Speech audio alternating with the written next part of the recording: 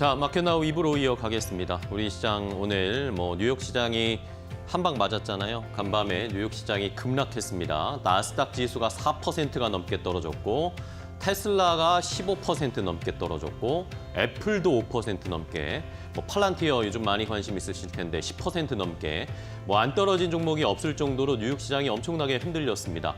자, 그런데 어쨌든 뉴욕 시장 많이 올라왔기 때문에 작년부터 해서 어쨌든 뉴욕 시장은 계속 좋았잖아요. 이러면서 한번 조정이 올 거다 이런 이야기가 미국에서도 굉장히 많았어요. 이런 것들 결국에는 이 타이밍에 한 방 맞은 뉴욕 시장이었고요. 그런데 또 우리 시장 정말 다행인 것은 상대적으로 낙폭이 그렇게 크지는 않아요. 만약에 작년에 필라델피아 반도체 지수가 어제처럼 4.8% 떨어졌다 이랬으면 우리 시장 아마 난리가 났을 겁니다. 근데 오늘 우리 시장이 그래도 반도체나 이런 종목들이 조정이 있긴 한데 상대적으로 그래도 안정을 어느 정도는 좀 보여주고 있어요. 코스피 코스닥 2%대 하락세를 나타내고 있는데 그만큼 작년에 힘든 시간이기도 했고 우리 시장이 올해는 좀 다를 거다라는 그런 모습을 반증으로 좀 보여주는 것 같아요. 네. 이번 주는 대외적인 이슈에 있어서 관망 심리가 있을 수밖에 없습니다. 일단 우리가 미국 연준이 그렇게 원하는 물가 하락 이런 부분이 잘 안 보여지고 있잖아요. 스티키하다, 끈적끈적해서 안 내려온다라는 얘기도 하고 있는데 어찌됐건 관세에 대한 인플레이션 우려감도 있는 상황에서 2월 CPI 지표는 굉장히 더 중요해진 상황입니다.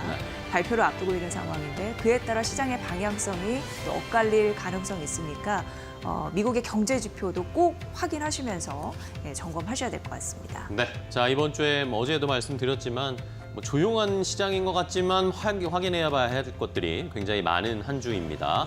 자, 그럼 오늘 화요일 우리 시장 좀 흔들리고 있는데요. 시장을 어떻게 봐야 할지, 어떤 이슈나 종목들이 시장을 움직이고 있는지 함께 살펴보도록 하겠습니다. 이슈 브리핑 함께 싱크풀을 통해 확인해 보도록 하겠습니다. 자, 오늘은 올라가는 게 없습니다. 시장이 워낙 뉴욕 시장의 강풍을 맞았기 때문에 우리 시장도 추울 수밖에 없습니다. 오늘 아침에 출근하는데 유난히 저도 춥게 느껴지더라고요. 자, 오늘 보시는 것처럼 싱크풀을 보시면 대부분의 업종이 하락세를 나타내고 있습니다. 우리 시장의 대표적인 업종이라고 할 수 있는 반도체 하락을 하고 있고요. 2차 전지에도 어제 반짝 상승을 좀 보였는데 바로 또 하락세를 나타내면서 전반적으로 시장 반도체 성장주들이 조정을 받고 있는 모습을 보여주고 있습니다. 그동안 우리 시장에 또 다른 한 축을 담당하고 있었던 방산과 조선주들도 오늘은 결국에 함께 동반해서 하락하다 보니까 이러니까 낙폭이 조금 더 크게 나올 수밖에 없는 시장의 흐름이 나타나고 있는 상황입니다. 원전도 함께해서 대부분의 업종이 하락세를 나타내고 있고요. 어제는 SOL 같은 유가, 정유주들이 좋은 모습 보여줬는데 역시 함께 어제의 상승분을 반납하는 그런 시장의 흐름이 나타나고 있는 상황입니다. 반면에 사료주가 그나마 힘을 내고 있는데 오늘 시장에서 올라가는 업종이나 종목들이 거의 없는 상황인데 어제에 이어서 연속성을 보여주고 있는 것은 사료나 육계 관련 종목들 그나마 좋은 모습을 나타내고는 있는데 단기적인 테마이기 때문에 우리가 길게 투자하기에는 쉽지 않은 상황이고요. 이렇게 시장이 어려울 때 어느 정도의 수익을 챙길 수 있는 그런 테마로서 잘 살펴보셔야 되겠습니다. 자, 이외에도 피팅 밸브, 철강, 가스 이런 관련 종목들도 지난주에 트럼프 대통령의 알래스카 LNG 가스 개발 관련해서 이슈가 있었습니다만 주가가 계속 상승 탄력을 이어가고 있진 못하고 있는 상황입니다. 대부분의 철강, 피팅 밸브 종목들이 하락을 하는데 그나마 좀 눈에 띄는 게 포스코 인터내셔널은 오늘 좀 올라가고 있어요. 상대적으로 강한 모습을 나타내면서 이런 테마가 형성됐지만 다른 종목보다 조금 더 강한 종목이 무엇인지 오늘 시장에서는 다 조정을 받고 있기 때문에 이런 시장에서 상승을 한다거나 보합권으로 잘 버텨준다거나 이런 종목을 오늘 잘 봐야 될 것 같습니다. 그런 종목이 앞으로 시장이 다시 좀 분위기가 반전됐을 때 더 올라갈 수 있는 그런 종목이나 업종으로 생각을 할 수가 있으니까 오늘은 조금 방어적으로 시장에서 잘 버텨주는 그런 종목들을 시장에서 한번 잘 살펴보시기 바랍니다. 사료 같은 단기 테마 말고요. 우리가 가지고 있던 종목이나 아니면 사고 싶었던 종목들 중에 강한 모습을 보여주는 그런 종목들 한번 잘 골라내 보시기 바랍니다.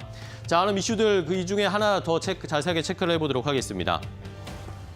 자, 말씀드렸듯이 간밤에 미국 뉴욕 증시가 엄청나게 빠졌습니다. 간밤에 출발할 때도 밤 11시 저도 좀 봤는데 급락 출발을 하더라고요. 그런데 낙폭이 그래도 마지막에는 좀 줄어들지 않을까라고 생각하고 잠들었는데 깨고 보니까 더 깜짝 놀랐습니다. 나스닥 지수가 4%대 하락세를 나타냈고 말씀드렸던 것처럼 테슬라의 주가가 15% 급락했습니다.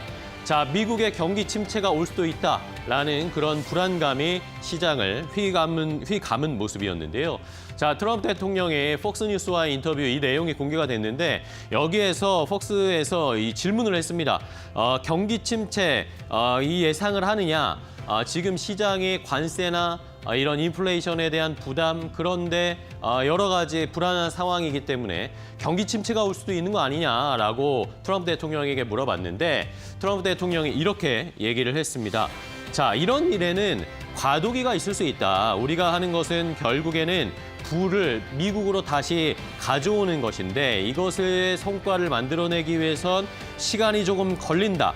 이러면서 장기적인 정책, 이 미국의 부를 다시 가지고 오고 있는 이 과정에서 어느 정도의 멈칫멈칫거리는 모습, 아니면 단기적인 경기 침체는 어쩔 수가 없다라는 식의 이야기를 했습니다. 경기 둔화 가능성을 배제하지 않는다라는 식의 이야기를 했기 때문에 이것에 시장이 충격을 받고 관세 정책은 또 그대로 또 진행을 하겠다라고 트럼프 대통령이 이야기를 했기 때문에 이거 쉽지 않겠다. 시간이 좀 걸리겠구나라는 심리가 그대로 시장에 반영되는 모습이었습니다. 이러다 보니까 성장주, 대표적인 성장주나 그동안 지금까지 AI 성장 모멘텀, 성장 스토리 때문에 올라왔던 종목들이 일제히 떨어질 수밖에 없는 상황이었습니다. 대표적인 테슬라, 팔란티어, 아니면 애플을 포함한 M7 종목들, 이런 것들이 대부분 하락세를 나타내고 있고요. AI 성장 스토리도 이제는 힘을 다한 것이 아닐까라는 불안감 때문에 엔비디아를 포함한 칩 관련 종목들도 일제히 하락세를 나타냈습니다. 자, 그나마 오늘 시장에서 조금 반등을 보여줄 수 있는 기대라고 해야 될까? 일말의 희망, 트럼프 대통령이 뭐라도 좀 해봐야 할 텐데 오늘 미국 시간으로 11일에 트럼프 대통령이 월가의 수장들을 만납니다. 비즈니스 라운드 테이블이라는 행사가 열리는데 여기에서 이 비즈니스 라운드 테이블은 시스코 CEO가 회장을 맡고 있고 JP 모건 제이미 다이먼 회장 같은 사람들이 참석을 하고 아니면 시티그룹의 CEO, 이런 월가의 투자은행들의 수장이 모이는 자리입니다. 여기에서 이제 트럼프 대통령과 최근의 경기 상황, 시장의 상황에 대해서 좀 얘기를 할 텐데 트럼프 대통령이 또 말로써 시장을 살리는 재주가 있으니까 과연 오늘 이 행사에서 비즈니스 라운드 테이블에서 어떤 얘기를 할까? 오늘 많이 떨어진 뉴욕 증시를 조금 반등시켜줄 수 있을까? 이것을 잘 보시면서 미국에 투자하시는 분들은 또 미국에 어떻게 포지션을 가지고 가셔야 할지 전략을 미리 세워보셔야 되겠습니다. 자, 그렇다면 우리 시장은 어떨까요? 우리 시장, 미국의 경기 침체가 오면 우리도 감기가 걸릴 수밖에 없는 상황인데 관련된 종목들의 주가 흐름 체크해 보시죠. 네, 대부분의 섹터 업종과 종목이 떨어지고 있는 오늘 시장입니다. 보시다시피 삼성전자, SK하이닉스, 그리고 자동차 관련주 대장주 현대차, 철강, 포스코홀딩스, 셀트리온 모두 떨어지고 있는 흐름이 나타나네요. 특히나 삼성전자는 지난 거래 기준으로 해서 외국인과 기관의 동반 매도가 6거래 연속 나오다 보니까 여전히 주가는 반등세를 보이지 못하고 있고 52,000원 선에 머물고 있는 흐름 나타내주고 있는 상황이고 SK하이닉스 역시 3% 하락을 하면서 20만 원 밑에서 18만 원 선에서 좀 요새 부진한 흐름을 보여주고 있습니다. 현대차 같은 경우에는 기관의 순매도가 지난 거래일 기준으로 어제죠. 7거래 연속 나타났는데 다만 외국인이 5거래 연속 매수하면서 방어를 해주고 있는 상황이고요. 올해 우리나라의 경제 성장률이 1% 저성장에 머물 것이다라는 우려감과 더불어서 관세 충격 충격에 대한 부분 때문에 수출 환경에 대한 우려가 있습니다. 그게 현대차의 일부분 반영이 되어 있다라는 부분 보시면 될 것 같고요. 현재 20만 원 선 밑에서 오늘 전 거래일 2% 하락 19만 2,800원을 보여주고 있습니다.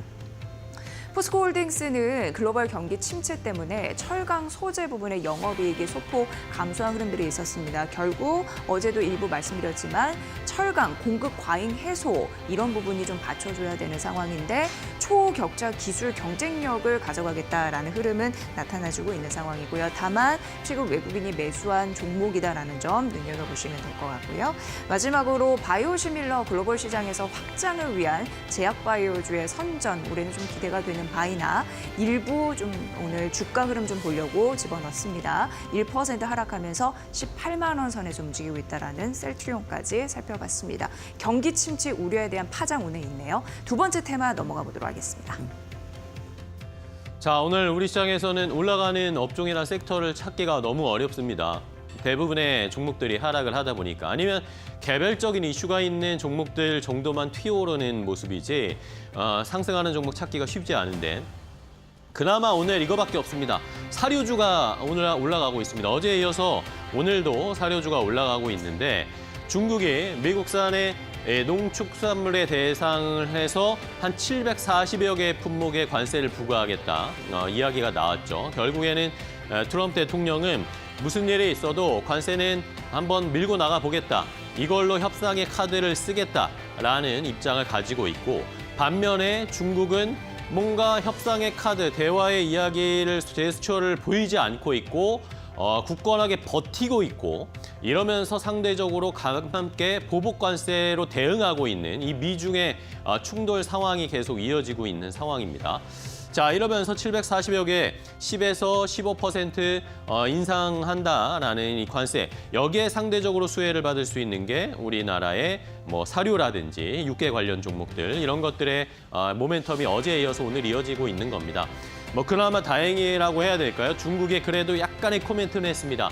뭐 협상의 여지가 있다, 미국과 만날 수도 있다라는 식의 코멘트는 했는데 이게 이어질지 여부는 아직 잘 모르겠고요. 뭐 여전히 안개 속입니다. 이런 상황에서 미국의 러트닉 상무장관은 여전히 철강이나 알루미늄 관세 부과할 것이다 이야기를 하고 있습니다. 12일부터니까 하루밖에 안 남았는데 진짜 또 관세를 부과하면 이것 때문에 또 출렁거리는 거 아닌지라는 걱정이 되는 상황입니다. 자, 사료 관련주 여기에다가 더해서 미국에서 지금 에그플레이션 상황이 펼쳐지고 있습니다. 미국에서 조류 인플루엔자가 굉장히 심한가 봐요. 이러면서 닭을 몰살시킨 처분한 게 굉장히 숫자가 많다라고 이야기가 나오고 있고 여기에다가 이러다 보니까 자연스럽게 미국에서 계란이 부족하다라는 이야기가 계속 나오고 있습니다. 유럽에서 아니면 뭐 아시아 쪽에서 우리나라에서 수출을 할 수 있다. 미국 쪽으로 계란을 수출할 때 수혜를 받을 수 있는 종목으로 몇 가지들이 이야기 나오고 있고 육계 관련 종목들도 함께 동반해서 반응을 좀 보이고 있는 상황입니다. 자, 과연 뭐 오늘은 근데 어쨌든 시장이 어려운 상황에서 테마가 부각될 게 없으니까 이쪽으로 좀 관심이 쏠린 것이기 때문에 뭘 이걸 중장기적으로 투자한다 안 하는 것보다는 단기적인 테마로 수익을 조금씩 볼 수 있는 그런 전략으로 이런 사료나 육계 관련 종목들을 한번 살펴보시면 되겠습니다. 주가 어떻게 움직이고 있을까요? 함께 체크를 해보시죠. 네, 어제 이어서 사료 관련주 오늘도 상승폭을 좀 확대하고 있는 상황인데 KC피드 그리고 미래생명자원, 고려산업, 한일사료가 어제 이어서 추가적으로 오릅니다. 사료 전문 업체, 배합 사료 업체, 뭐 판매 업체 이렇게 대부분 공통점을 가지고 있고요. KC피드는 어제 12% 넘는 급등세 이후 추가적으로 오늘 14% 뜁니다. 3,480원 보여주고 있고요. 이지바이오가 어제 7% 넘는 급등세 이어서 오늘도 지금 눈치 보기 장세를 일단 하고 있습니다만 상승권 지금 보여주고 있고요. 5,130원 선에서 일부 좀 찰실한 매물이 일단 나오네요. 이 부분 좀 참고해 보시고 한일사료는 5%대 강세의 힘을 가지고 있다는 점 말씀드리겠습니다. 사료 관련주 살펴봤고요. 세 번째 테마 넘어가 보도록 하겠습니다. 자, 마지막은 조선주를 좀 보도록 하겠습니다. 조선주, 자, 이런 때 오히려 기회라고 생각을 해야 할까요? 숫자로 증명하고 이제 조선주 여러 가지 좋은 모멘텀들이 다 엮이면서 시장에서 들어갈 타이밍 아니면 가지고 계신 분들은 어디까지 끌고 갈 것인가에 대한 고민을 하게 되는 시점이 찾아왔습니다. 자, 어쨌든 조선주는 이제는 숫자로 증명을 하고 있는 단계까지 왔습니다. 조금 전에 3월에 1월부터 10일까지의 수출 지표가 발표가 됐습니다. 작년보다 2.9% 증가하면서 139억 달러, 우리나라 전체 수출이 139억 달러 흑자를 기록을 했습니다. 자, 그런데 이 중에서 결국에는 이 좋은 수출 실적, 수출 지표를 이끈 것이 조선이었다라는 것이 확인이 되고 있습니다. 일단은 가장 크게 증가한 품목이 선박 55% 넘게 증가했고 승용차 자동차도 6% 넘게 증가한 것으로 확인이 되고 있는데 자, 선박의 수출 증가율 55%라는 것이 어쨌든 눈에 확 띄는 숫자이긴 합니다. 확실히 이제 조선이 여기저기에서 수주도 많이 받았고 이게 실제로 이제 나가고 있다, 선박들이 나가고 있다라는 것을 확인할 수 있는 상황이죠. 이러면서 조선주에 대한 긍정적인 기대감은 여전히 이어지고 있습니다. 반면에 반도체 수출은 0.03% 증가하는데 그쳤다라고 하니까 확연한 온도 차이를 확인하실 수 있으시죠. 자, 이뿐만 아닙니다. 미국의 모멘텀은 여전히 이어지고 있습니다. 우리나라와 미국의 산업장관, 상무장관이 만나서 이야기했죠. 조선 분야 TF 구성 본격적으로 착수할 것이다. 이러면 더 모멘텀을 받으면서 계속 우리와 어떻게 미국이 협력할 것인가, 미국은 실제로 우리에게 어떻게 조선주 쪽으로 우호적인 모습을 보여주는 것인가 계속 메시지가 나올 수 있고요. 자, 여기에다가 최근에는 이 SMR 선박, 이 SMR 추진 선박도 새로운 또 모멘텀으로 작용을 하고 있습니다. 원전과 조선이 뭔가 엮이면서 새로운 모멘텀이 발생할 수 있지 않을까라는 기대를 하고 있고요. 자, 일단은 뭐 시장이 오늘 조정받고 있는 상황에 조선주들도 오늘은 크게 힘을 못 내고 있습니다. 그런데 이런 때 오히려 조선주를 매수해볼까라고 생각하시는 분들도 계실 것 같고 아니면 계속 좀 끌고 가는 전략 어떻게 할까? 일단은 뭐 중장기적으로 끌고 가기에는 가격 부담이 좀 있으니까 가지고 계신 분들은 끌고 갈 수 있겠지만 단기적으로 그래도 조선주가 조금 더 상승할 것을 예상하는 분들은 오히려 오늘 약간의 기회가 될 수도 있지 않을까라는 생각을 해보게 됩니다. 자, 그렇다면 조선주 오늘은 어느 정도로 좀 선방하고 있는지 함께 확인해 보겠습니다. 네, 오늘은 찰실한 매물이 나오는데 하나오션이 어제에 이어서 오늘도 추가적으로 떨어지면서 4.5% 하락합니다. 지금 현재 주가가 76,300원 선이고요. 다만 장 초반에는 외국인의 매수세가 일부 좀 들어왔다라는 점 말씀드립니다. 하나엔진은 4거래일 만에 조정이에요. 5.4% 하락, 24,300원까지 이제 내려와 있는 상황인데 다만 증권사에서는 여전히 긍정적인 모멘텀을 얘기를 하고 있습니다. 하나엔진 같은 경우에는 엔진 조금 더 만들어 주세요라는 또 신규 리포트 이런 부분도 증권사에서 내놓고 있고 대표적으로 최근에 보면은 다올투자증권에서 하나엔진의 목표 주가를 37,000원으로 상향하는 또 매수 리포트를 내놨다라는 점도 참고로 해보시면 될 것 같습니다. 삼성중공업이 5% 지금 빠지고 있는 상황인데 삼성중공업이 최근 51주 신고가 2월 말쯤에 도달을 했었죠. 그때 15,000원 선 넘어간 것으로 알고 있는데 그 이후 지속적으로 좀 떨어지면서 13,780원 선 보이고 있고 어쨌든 뭐 긍정적인 실적 개선에 대한 모멘텀은 장착하고 있다는 점 말씀드리도록 하겠습니다. 공매도 이런 부분에서 직전 이슈 2023년도 11월 있었는데 그때 이후에 공매도 그런 세력이 좀 많이 붙었던 종목 중에 하나가 HD 현대미포였습니다. 그래서 앞으로 이 흐름에서 좀 리스키가 있다라는 기사도 좀 떴는데요. 오늘 HD 현대미포가 6.3% 지금 급락하면서 10만 원 선 부근에 가고 있다라는 점 말씀드리고 HD 한국조선해양이 4거래 연속 빠지고 있습니다. 8% 이상 추락하면서 21만 4천 원 선 보이고 있습니다. 이 차익 실현 매물에 대한 흐름들이 반등에 대한 모멘텀이 향후 되어주면서 저가 매수를 좀 불러일으킬 수 있을지 이 부분도 좀 참고를 해보시면 될 것 같습니다. 세 번째 테마까지 만나봤습니다. 자, 시장이 코스피 2,500선, 코스닥은 700선 지탱을 하기 위해서 오늘 시장 공방을 벌이고 있습니다. 이런 시장에서 어떻게 종목별 대응 전략을 짜야 할지 중요할 텐데요. 이데일리온 파트너와 함께 알아보겠습니다.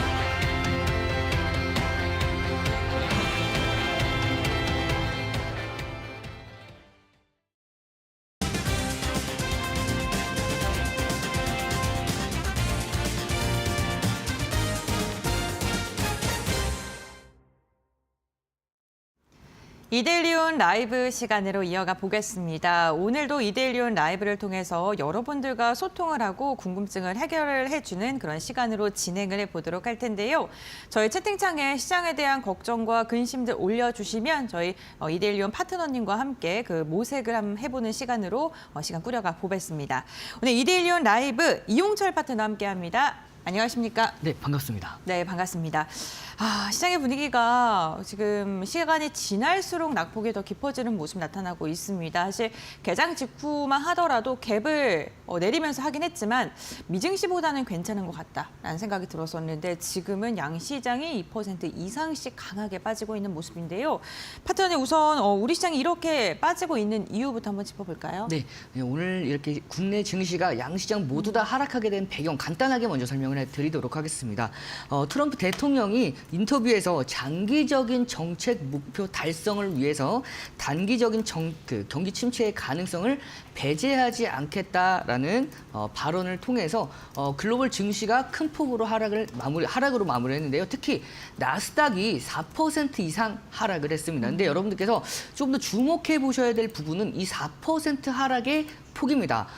이 4% 하락폭은 지난 2022년도 9월 13일 이후에 최대 하락폭이죠. 거기다가 2024년도 8월 5일 블랙 먼데이의 하락폭보다도 더욱더 크게 하락했던 날이라고 보시면 되겠습니다. 이 중요한 게 이 지난 8월 5일 날 2024년도 8월 5일 날 블랙 먼데이 시기 때 경기 침체, 경기 모멘텀을 측정하는 경기 서프라이즈 지수가 10일 기준으로 현재는 마이너스 6.9포인트인데 당시 8월 달 침체 내러티브가 확산됐을 당시의 레벨인 마이너스 40포인트에 크게 미치지 못한 상황이죠. 따라서 현재 구간은 좀 더 다소 경기 침체가 직면했다라기보다는 경기 침체에 대한 우려감으로 인해서 하락한 것으로 보시면 되겠습니다. 뿐만 아니라 이 전일 폭락으로 인해서 나스닥이 선행 PER 지수, 편행 PER이 25배를 기록을 하면서 작년 말에 30배까지 올랐던 부분에 대해서 상당 부분 내려왔죠. 따라서 현재 구간은 다소 과대 낙폭이 이어진 것이라고 볼 수가 있습니다. 여기에서 트럼프 침체 발언은 전 거래일 국내 증시의 일정 부분 영향을 이미 선반영을 받았던 수치라고 보시면 되고요.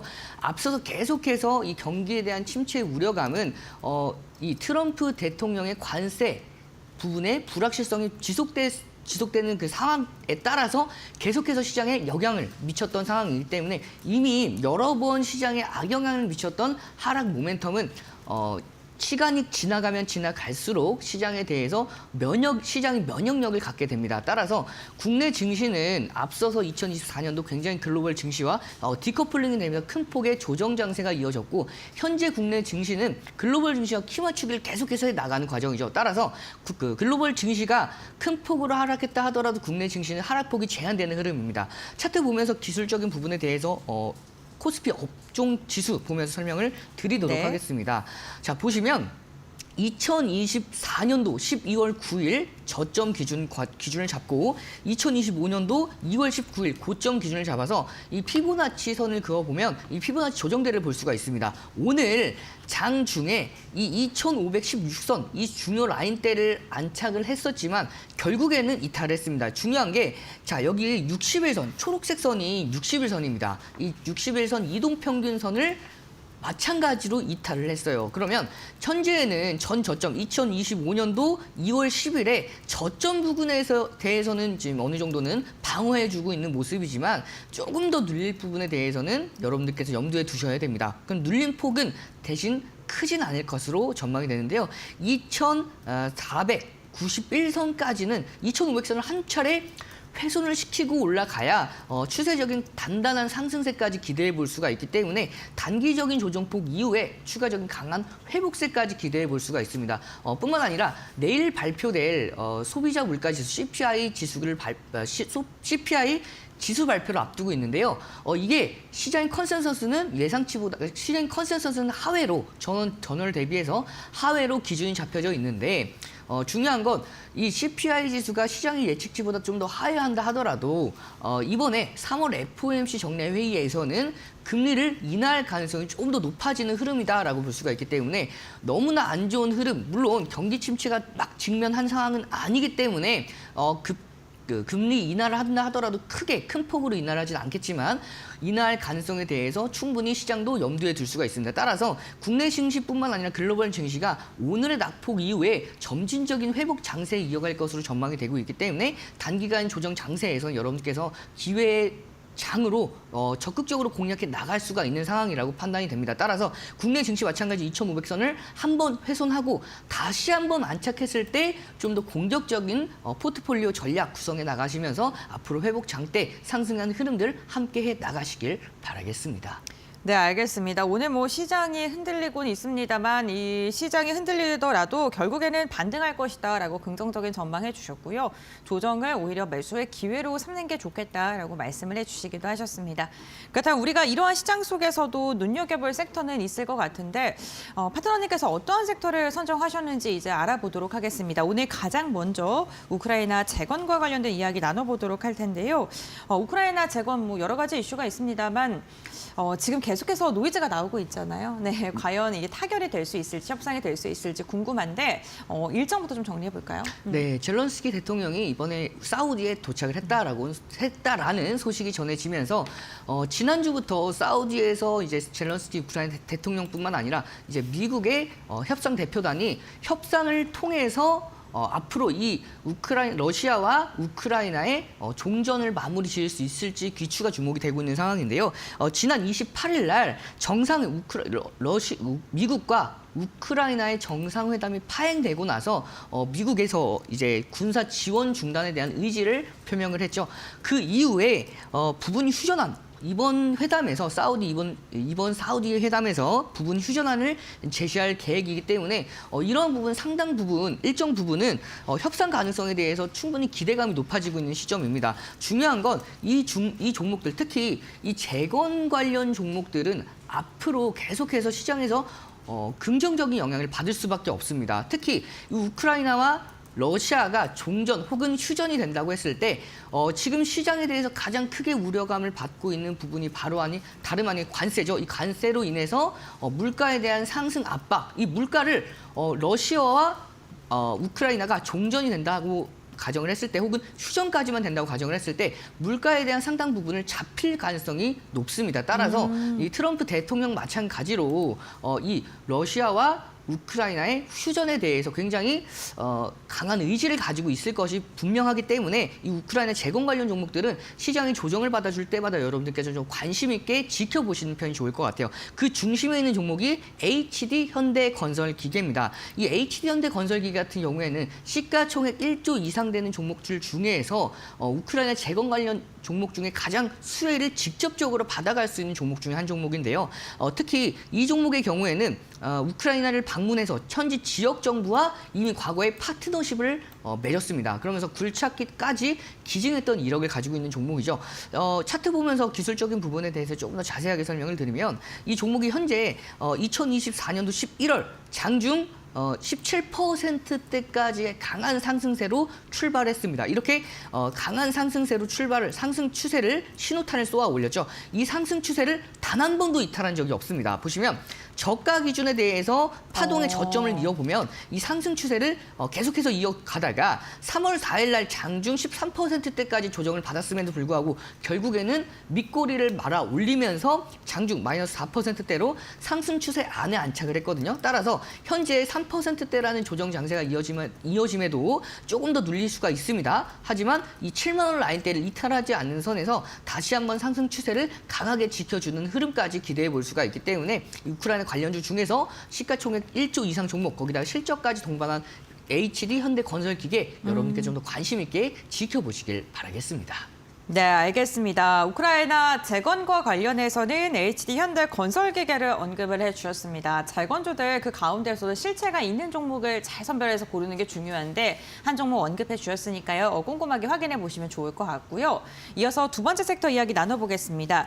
화장품인데 최근 화장품 관련 기업들에 대한 긍정적인 이야기 많이 나오고 있는 상황입니다. 그렇다면 파트너님께서는 어떠한 포인트를 투자 모멘텀으로 삼으셨을까요? 네, 지금 시장이 급락하는 상황에서도 네. 이 화장품 관련주들은 주가가 선방하고 있는 모습이죠. 그만큼 이 한알령 해제에 대한 기대감뿐만 아니라 이 한알령 해제에 대한 기대감에 더해서 바로 실적까지도 동반이 되어가고 있는 업종이 바로 화장품 업종입니다. 그렇기 때문에 여러분들께서 이렇게 시장의 노이즈가 커졌을 때마다 시장에 대해서 방어를 해줄 수 있는 업종, 화장품 관련 업종들에 대해서 관심을 가져주셔야 될 부분인데요.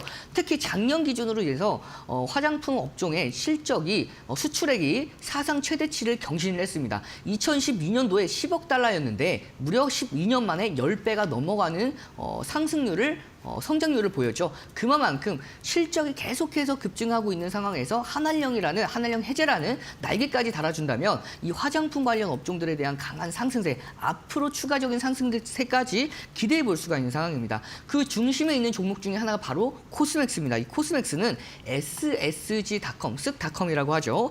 신진 K-뷰티 브랜드를 발굴하고 육성하는 데에 따라 판로를 확대하기 위해서 이 업무 협약을 MOU를 체결했습니다. 특히 이 코스맥스 같은 경우에는 실적까지 동반을 했기 때문에 앞선 다른 종목들보다는 좀 더 강한 상승 흐름이 이어지고 있는 모습이죠. 2024년도 8월 이후로부터 상승 추세가 강하게 이어지고 있는데 고점과 고점, 저점과 저점을 올리는 이 상승 채널 안에 위치해 있는 종목입니다. 현재 최근에 이 상승 채널의 고점을 돌파를 했죠. 돌파한 이후에 한 번 더 눌렸습니다. 이 눌림 폭은 사실상 크지 않았어요. 크지 않았기 때문에 이 다시 한번 오늘 1.16%의 반등 이후에 거래량 기준 잡고 60만 주에서 70만 주, 2024년도 9월 달 동반이 되었던 거래량이죠. 이 거래량 이상 동반이 된다면 전 고점인 18만 6천 원 라인대를 추가 돌파하면서 다시 한번 상승 랠리까지 기대해 볼 수가 있기 때문에 이 화장품 업종 중에서 코스맥스 단기간에 조정받았을 때에는 16만 원대까지 내려왔을 때 정말 가격적인 메리트가 있는 자리니까 이 종목들 가격 체크하면서 관심 종목으로 편입해서 지켜보시길 바라겠습니다.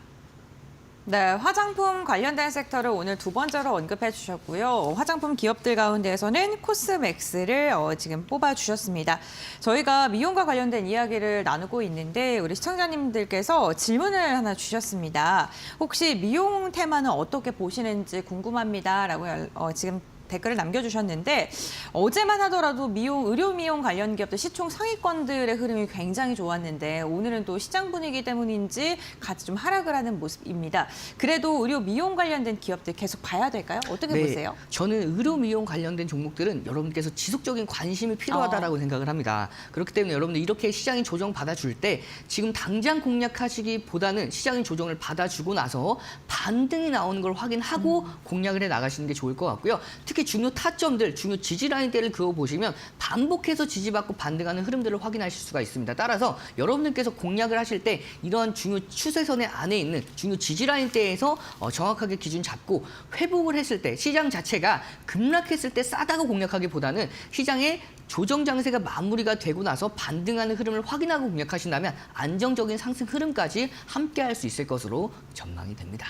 네, 알겠습니다. 미용 섹터 여전히 굳건하다라고 이야기해 주셨습니다. 조정받을 시에 충분히 매력적인 섹터다라고 언급해 주셨으니까요. 참고하시면서 대응해 보시면 좋을 것 같습니다. 마지막 섹터 이야기 나눠보겠습니다. 오늘 세 번째로는 건설에 대한 이야기를 나눠볼까 하는데요.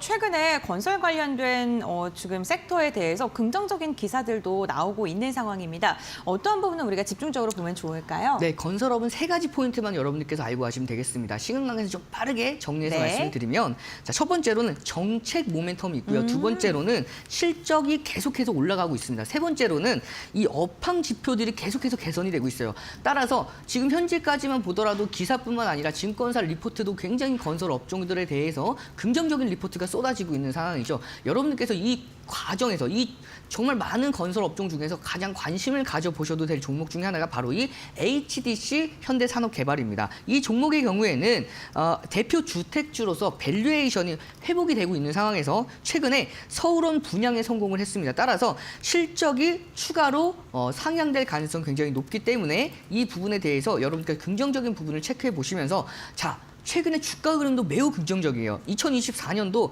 8월, 9월 달 고점을 확인한 이후에 이 하락 추세를 돌파했습니다. 돌파했을 때 이렇게 거래량이 계속해서 동반되면서 돌파를 하고 나서 최근에 2025년도 2월 달에 고점을 돌파했죠. 그만큼 현재 구간 시장이 조정을 받았음에도 불구하고 이 건설 업종, 특히 HDC 현대 산업개발 이 종목은 시장의 하락치보다도 굉장히 선방하는 흐름으로 이어가면서 이 볼린저 밴드의 상단선 그리고 하단선이 수축했다 다시 확장하는 그 국면 안에 있습니다. 현재도 이 볼린저 밴드의 상단선을 타고 올라갈 정도로 굉장히 강력한 상승 흐름이 이어지고 있기 때문에 이 건설업 관련 종목들은 조정받을 시 여러분께서 적극적으로 관심을 갖고 공략해 보실 필요가 있다라고 생각이 되기 때문에 특히 이 HD 현대 산업개발 여러분 관심 종목으로 편입해서 지켜보시길 바라겠습니다. 네, 세 번째 섹터는 건설입니다. 세 가지의 투자 포인트 짚어주셨으니까요. 이거 한번 체크해 보시면서 대응해 보시면 좋을 것 같고요. 이제 저희 마지막으로 섹터는 여기까지 듣도록 하고 공략주에 대해서 이야기를 나눠보겠습니다. 오늘의 공략주 어떤 종목일까요? 오늘의 공략주는 우크라이나 재건 관련 종목 중에서 바로 대동을 가지고 왔습니다.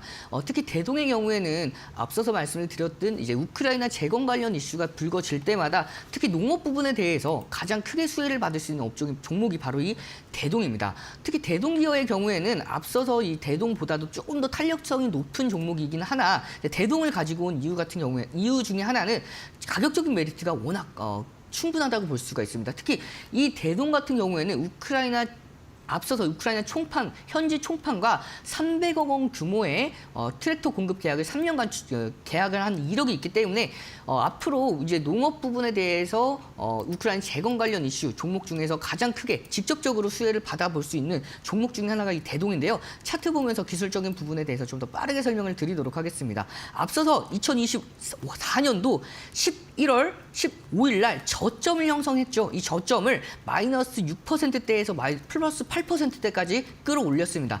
저가 대비해서 약 15%까지 끌어올렸거든요. 그만큼 강력한 상승으로 신호탄을 쏘아 올렸습니다. 그 뒤로 이렇게 상승 추세가 이어지고 있는 시점에서 1차 상승 추세에 이어서 2024년도 12월 30일 그리고 2025년도 1월 16일 기점으로 2차 상승 추세가 이어졌죠. 현재는 1차 상승 추세와 2차 상승 추세 안에 현재 주가가 형성되어 있는데요. 그만큼 가격적인 메리트가 있다라고 보시면 되겠습니다. 2025년도 3월 4일 날 장중 9%대까지 하락했던 그 하락 갭을 모두 다 메꿔놨습니다. 그리고 오늘 같은 경우에도 시장의 조정폭 대비해서 상당 부분 선방을 하고 있는 모습이죠. 그렇기 때문에 이 종목은 60일선 처음 지지를 받아준 되돌림의 흐름 관점으로도 기술적인 반등까지 기대해 볼 수가 있기 때문에 이번 미국과 우크라이나의 협정 기대감을 가져가면서 지켜보시면 좋을 것 같고요. 가격 전략 바로 잡아드리도록 하겠습니다. 목표가는 13,200원, 손절가는 1,900원 기준 잡고 관심 종목을 편입해서 지켜보도록 하겠습니다. 네, 알겠습니다. 오늘의 공략주 우크라이나 재건조로 엮여있는 대동입니다. 가격 전략까지 잡아주셨으니까요. 참고해 보시면 좋을 것 같고요. 오늘 함께 이야기 나눈 이용철 파트너와는 여기서 마무리하겠습니다. 오늘 말씀 고맙습니다.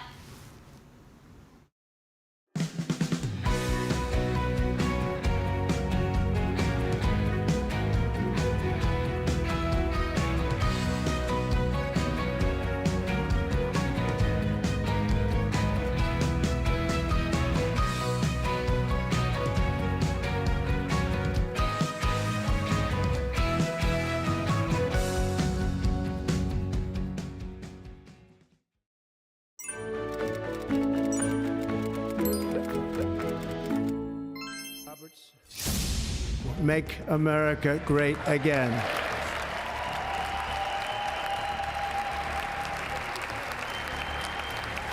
미국을 다시 위대하게. 도널드 트럼프의 유명한 슬로건이죠. 그런데 그가 구상하는 위대한 미국은 단순한 경제 성장과 군사력 강화가 아닐 수도 있습니다. 트럼프는 과거에도 그린란드를 사고 싶다고 했고 캐나다는 미국의 51번째 주가 되어야 한다는 이야기를 했습니다. 더불어 파나마 운하를 미국이 다시 관리해야 한다는 식의 발언을 했죠.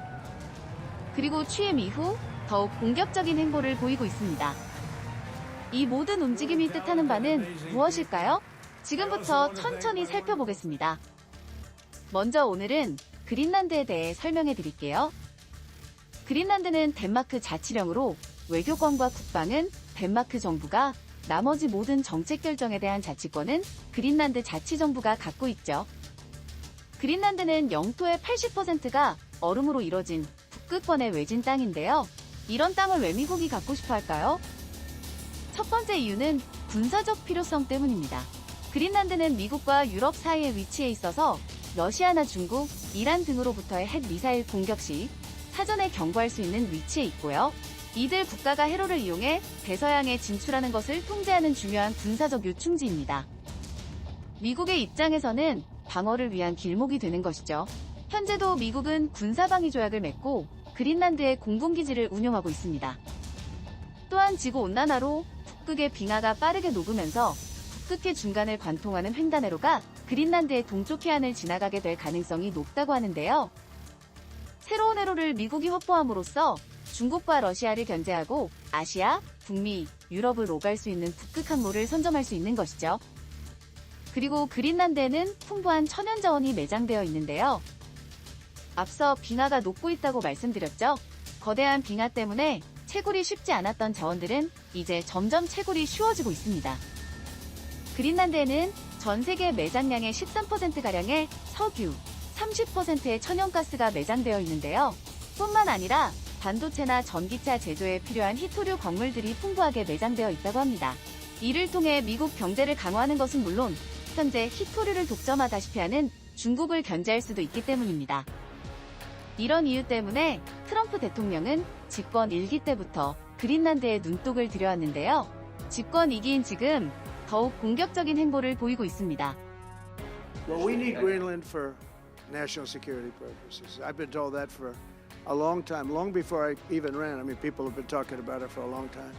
But if they do, they should give it up because we need it for national security. That's for the free world. I'm talking about protecting the free world. 그린란드의 미국 영토 편입을 위해 무력 사용도 배제하지 않겠다고 한 것이죠. 또한 아들 트럼프 주니어를 전용기로 그린란드에 보내 마치 무력 시위라도 하듯이 내입 의사를 노골적으로 드러냈습니다. 이에 무태 에게데 그린란드 총리는 그린란드는 우리의 것이다. 우리는 매물이 아니며 앞으로도 매물로 나오는 일은 없을 것이라고 곧바로 반발했고요. 덴마크 메테 프레데릭센 총리는 독일, 프랑스 등의 덴마크를 지지해달라고 요청했습니다. 트럼프 미국 대통령의 공격적인 태도에 유럽연합 또한 그린란드 내 병력 주둔을 언급하면서 긴장은 높아지고 있습니다. 오늘은 그린란드에 대해 설명드렸는데요.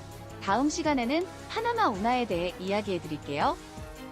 오늘도 시청해주셔서 감사합니다.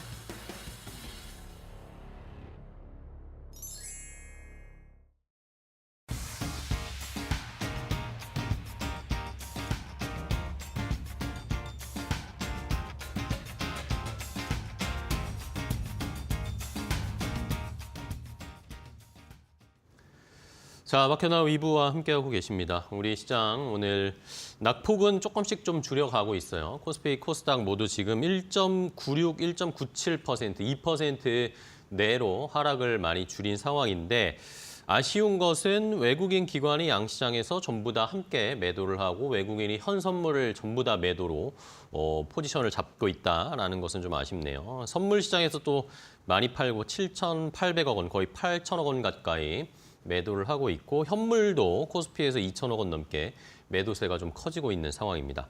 자, 비단 우리 시장만의 일은 아닙니다. 중국 시장의 출발 상황도 체크를 해보면 어제 중국 상해 종합지수나 홍콩 항생지수 모두 하락으로 거래를 마감했는데 오늘 출발도 중국 상해 종합지수도 1% 가까이 하락세로 출발하는 모습이고 홍콩 항생지수는 어제도 1.85% 하락 마감을 했는데 오늘도 2% 넘게 하락 출발을 하면서 타격을 받고 있습니다. 일본 니케이 지수도 여지 없습니다. 2.27% 지금 하락으로 출발하면서 미국발 이 흔들린 시장의 영향이 그대로 아시아 시장에도 전해지고 있는 상황입니다. 자, 그러면 이제 시장에 한 걸음 조금 더 깊이 들어가서 투자 전략을 세워보고 뭐 최근에 가장 이슈가 되고 있는 이슈를 좀 체크해보면서 어떻게 뭐 대응하고 우리가 뭐 여기서 뭘 시사점을 얻을 수 있는지 함께 이야기해보겠습니다. 오늘은 이데일리 마케팅 센터의 권소연 센터장 나오셨습니다. 안녕하세요, 센터장님. 네, 안녕하세요. 네, 반갑습니다. 네. 자, 오늘은 MBK 얘기를 해봐야 되겠습니다. 작년에 저희가 그렇게 고려아연 이야기하면서 MBK 이거 괜찮은 건가 계속 저희도 의구심을 가지고 있었는데 올해 초에 이게 이제 홈플러스랑 또 엮이면서 지금 문제가 불거지고 있는 상황입니다. 홈플러스가 기업회생 신청을 해서 갑작스럽게 저희도 너무나 놀란 상황이었는데 자, 우리 시청자분들이 좀 어려워하실 수 있으니까 이거부터 좀 정리를 해볼까요? 아니 사모펀드가 뭐 하는 데인지 모르는 분들 많았을 네, 텐데 그쵸. 작년 고려연 사태부터 해서 MBK 파트너스가 이렇게 이슈가 될 줄은 네. 몰랐을 것 오히려 같은데. 그 현상을 그대로 적나라하게 보여주는 상황이 됐습니다. 네, 맞습니다. 이게 사실 작년 6월에 MBK 파트너스가 홈플러스 익스프레스 매각한다는 건 네네. 가지고 이제 방송을 한번 했었는데요. 그때 이후로 뭐 실제로 사겠다는 것들도 있었고 뭐 기업 실사를 진행 중이었었어요. 그래서 뭐 잘 되고 있나 했는데 갑자기 3월 1일부터 3일까지가 이제 연휴 기간이었고 그 연휴 끝나자마자 4일 그러니까 화요일 오전에 홈플러스가 기업 회생 절차를 신청했다라는 소식이 들렸죠. 갑자기였어요. 이게 사실 전혀 예상하지 못했던 네. 결정이었고 그 이후로 지금 일주일이 지났는데도 계속 여전히 이슈가 되고 있습니다. 네네. 그러니까 MBK 파트너스나 홈플러스의 설명은 그 전주 금요일에 신용평가사 두 곳이 홈플러스의 기업원 등급을 기존에 A3였는데 이거를 A3-로 한 단계 낮추면서 이 자금이 돌지 않을 것을 대비해서 선제적으로 기업 회생을 신청한 거라고 설명을 했거든요. 네. 사실 선제적 기업 회생이라는 말이 굉장히 낯설잖아요. 그러니까요. 우리나라에서도 사실 사례가 그렇게 많지는 않고 외국에서는 뭐 그 일본항공이라든가 GM 그리고 뭐 JCPenney 같은 곳들이 선제적 기업 회생을 신청한 사례가 있다고는 해요. 근데 이 선제적 기업 회생이라는 거는 당장 만기가 돌아오는 빚을 갚을 능력이 없어서 그러니까 부도가 확률이 그러니까 지급 불능 상태인 상황이 아니라 등급 하락으로 인해서 이제 자금 조달에 뭔가 문제가 생길 것 같으니 선제적으로 이걸 좀 차단하자라는 의미에서 신청을 한 건데요. 선제적 기업 회생은 사실 기업 회생 절차에 진입한 후에 영업이 정지되지 않도록 기업 운익에 좀 자율성을 부여한다는 면에서 좀 다른 면이 있거든요. 그러니까 관리인 선임도 안 하고 기존의 경영진이 계속 경영을 하면서 네. 일상적인 영업 활동 그리고 이제 필요한 지출을 자율적으로 하도록 할 수 있는 겁니다. 그래서 상거래 협력업체 그리고 가맹점하고의 계약도 이 회생 신청을 하기 전과 동일하게 유지가 되고 뭐 대금이라든가 임금도 정상적으로 유지해야 될 의무가 부여가 네네. 되는 건데요. 결국 이제 다 설명을 들어보면 채무 상황만 유예할게 다른 건 정상적으로 하고 약간 네, 이런 그러니까요. 거예요. 그래서 뭐 신용등급 하향이 그렇게 큰 일이야? 라고 이제 생각을 해보면 네. 홈플러스 같은 대형마트는 보통 이제 그 물건을 구매해서 소비자들 팔아야 되니까 물건을 구매할 때 대금 지급을 한 달에 한 번 정도 일괄 지급을 한다고 합니다. 네네. 대신 이 물건을 팔아서 들어오는 매출은 매일매일 발생이 되는 그쵸, 거잖아요. 그쵸. 그러니까 쓰는 돈과 이제 들어오는 돈 들어오는 사이에 시차가 발생을 하는 거죠. 그래서 이 만기가 짧은 기업어음이라든가 아니면 전자단기 사채 이런 것들을 발행을 해서 자금을 좀 메워왔었거든요. 근데 등급이 A3에서 A3-로 하락을 하니까 이제는 사실 A3 등급도 높은 등급은 아니에요. A1 등급이 제일 높은 등급인데 이 A3- 등급으로 이제 강등이 되니까 이제는 CP를 발행을 해도 전단체를 발행을 해도 이거를 사주는 투자자가 없을 테니 당장 자금 회전에 문제가 생기지 않겠냐라는 우려가 좀 있었던 거죠. 네. 그래서 기업 회생 절차를 신청하면 이제 금융채권 상환은 유예가 되니까 일단 급한 대로 금융채권 돌아오는 만기가 돌아오는 그 기업업이라든가 전단체를 갚지 않아도 되는 기업 회생 절차를 좀 신청을 해보자라는 의미에서 이제 신청을 했다고 하는데 MBK의 설명은 홈플러스라는 기업을 살리기 위한 불가피한 선택이었다라는 겁니다. 네. 뭐 어쨌든 뭐 기업 회생 절차를 신청을 했는데 뭐 납득은 잘 안 되지만 그렇죠. 많은 투자자분들이나 시청자분들 납득은 잘 안 되지만 어쨌든 뭐 회사를 살리기 위해서 MBK 측에서 이런 조치를 취한 거다라고 했습니다. 그럼 실제로 이게 도움이 되냐는 겁니다. 일단은 사실 그러니까 이게 4일 날 기업 회생 신청을 했잖아요. 그러니까 소식이 들려왔잖아요. 그러니까 연휴 시작하기 바로 전주 금요일 날 강등이 됐고 네네.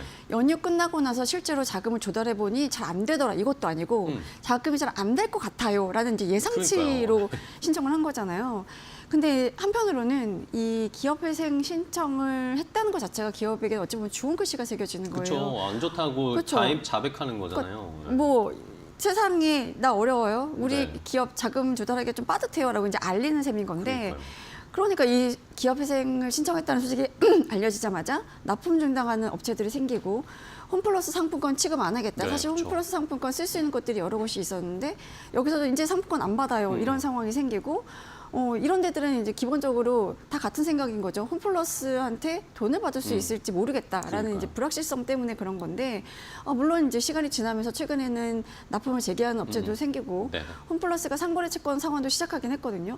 근데 기본적으로 홈플러스에 대한 이미지 타격이 불가피하고 실제 매장에 가보면 매대가 좀 비어 있는 것들도 보이고 있다고 하더라고요. 그러니까 우리가 사실 뭐 기업회생, 뭐 부도, 아니 법정관리 이런 단어들은 어떤 기업에 대해서 그 표현을 쓰는 순간 혹은 시장에 그렇게 소문이 나는 순간 자금줄이 뚝 끊기고 그쵸. 그러니까 기업이 멀쩡해도 이런 소문이 도는 순간 기업이 정상적인 영업 활동을 하기는 좀 어려운데 홈플러스 저렇게 납품에 뭐 일부 차질이 빚어지고 그러면 물건이 없으니까 소비자들은 안 가겠죠. 그럼 매출 줄어들 거고 그럼 기업 재무 구조는 더 악화될 수밖에 좋아지고. 없는데 뭐 기업 회생 신청을 한 게 정말 신의 한 수였냐 아니면 악수였냐 이거는 좀 시간이 지나봐야 알 것 같아요. 시간이 좀 지나봐야 이게 뭐 제대로 된 선택이었는지 확인할 수 있는데 지금 뭐 당장 일주일 지난 상황으로 봐서는 그닥 저희는 동감을 하기가 좀 어려운 상황입니다. 뭐 일부러 우리가 어렵다는 걸 보여준 상황에서 뭐 이걸로 뭔가 어떻게 회사를 반전시킬 수 있는 기회가 생기는지는 아직까지 뭐 이 논리적인 구조는 저희는 잘 이해가 안 돼요.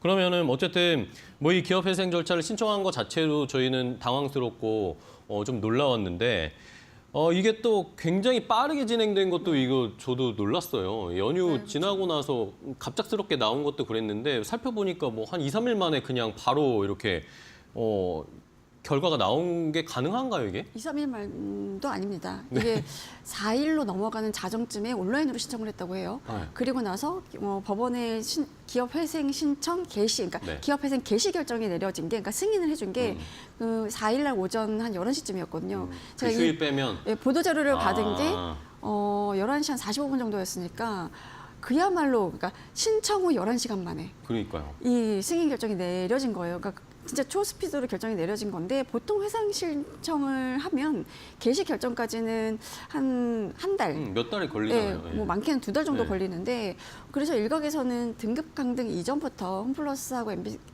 파트너스가 기업 회생 신청을 준비한 게 아니냐 준비를 하면서 법원과 사전 교감이 있었던 거 아니냐. 왜냐하면 네네. 법원 입장에서 보면 선제적 기업 회생 신청이라는 것 자체가 약간 낯설고 이례적인데 네네. 이런 것들을 바로바로 신청 승인을 내준다는 게 사전에 설명을 충분히 듣지 않고는 쉽지 않았을 그쵸. 거다라는 얘기도 있고 MBK 파트너스가 자구 계획까지 이미 담을 정도로 꼼꼼하게 준비해서 낸 거 아니냐는 소문도 좀 있기는 했었어요. 근데 회사 측의 설명은 홈플러스를 당장 살리기 위해서 기업회생 절차가 얼마나 필요한지를 굉장히 그 신청서에 소구력 있게 꼼꼼하게 디테일하게 적었기 때문이다라고 네. 설명을 하는데 홈플러스가 워낙에 이제 소비자들을 대상으로 영업을 하고 있는 곳이고 또 납품업체라든가 근로자의 가족들까지 하면 그쵸. 굉장히 네. 많은 사람들한테 영향을 주는 기업이잖아요.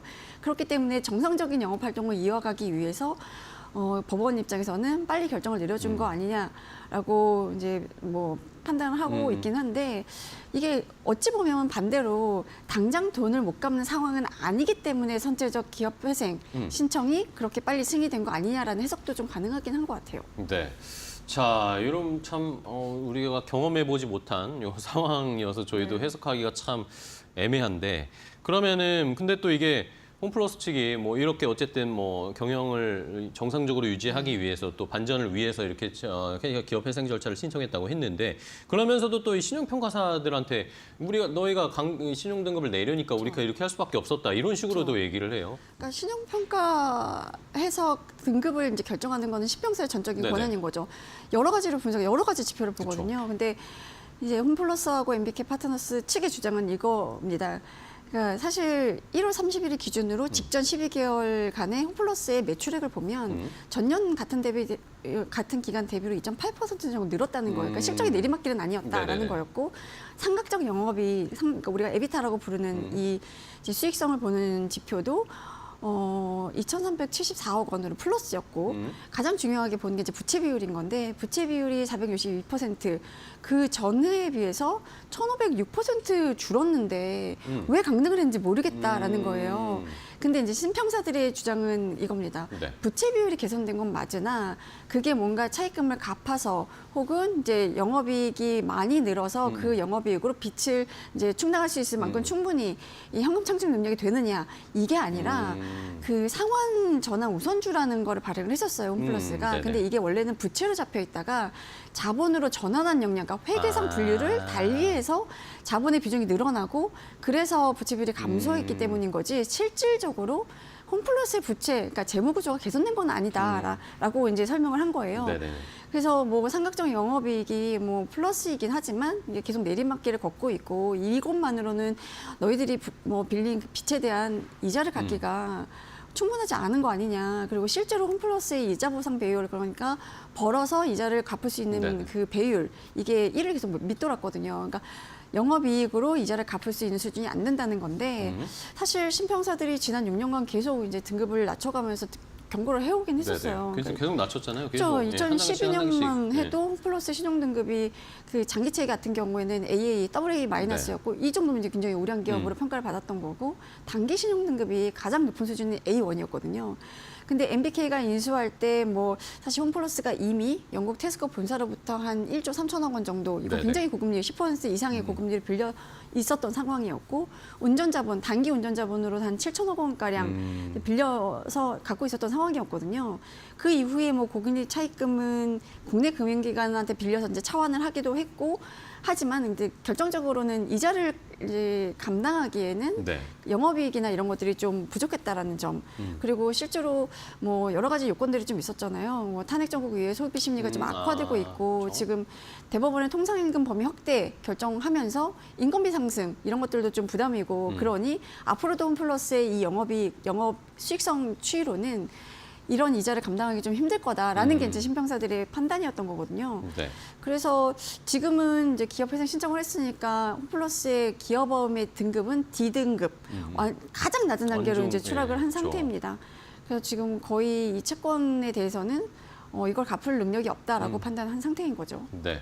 자, 그렇다 보니까 뭐 말씀해 주신 것처럼 어쨌든 뭐 홈플러스 입장에서는 실적이 그래도 개선되고 있었다라는 입장인 거고 MBK 측에서는 아니면 근데 신평사들은 상환 전환 우선주가 어쨌든 이게 부채에서 자본으로 바뀌었을 뿐이지 근본은 변함이 없었다라고 평가를 하면서 신용 등급을 내린 상황입니다. 자, 그러면은 이 조치를 취한 MBK 측 이번에 이 전략이 뭐 아직 섣부르게 판단하기는 어렵지만 어쨌든 비판 좀 많이 받고 있고 좋은 선택일까라는 의문도 저도 자꾸 들어요. 이게 전례가 없는 상황이어서 센터장님은 어떻게 보세요? 근데 사실은 MBK 파트너스가 이런 기업회생 신청을 결정했을 때 시장에서는 약간 대주주의 모럴 해저드다라는 얘기를 좀 네네. 많이 했었어요. 어쨌든 이 부담을 금융권한테 이제 짊어지우게 한 떠넘기는 거잖아요. 네. 근데 뭐 패착이 한 2가지 정도로 있다라고 정리를 해보면 첫 번째는 인수하면서 차입을 좀 많이 했다라는 거예요. 그렇죠.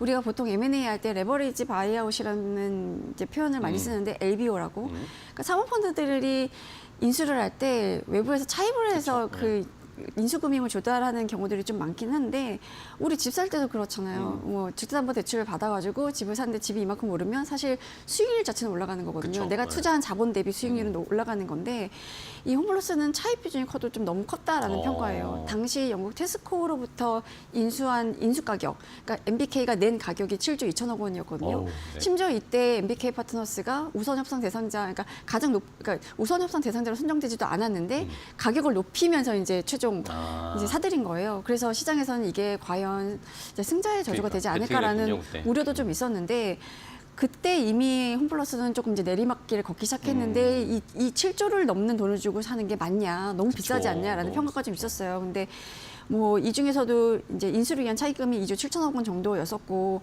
3호 블라인드 펀드에 투자한 자금이 한 3조 2천억 원 정도 됐었고 뭐 홈플러스가 기존에 테스코로부터 받아서 갖고 있었던 차입금 한 2조 원 정도 됐었거든요.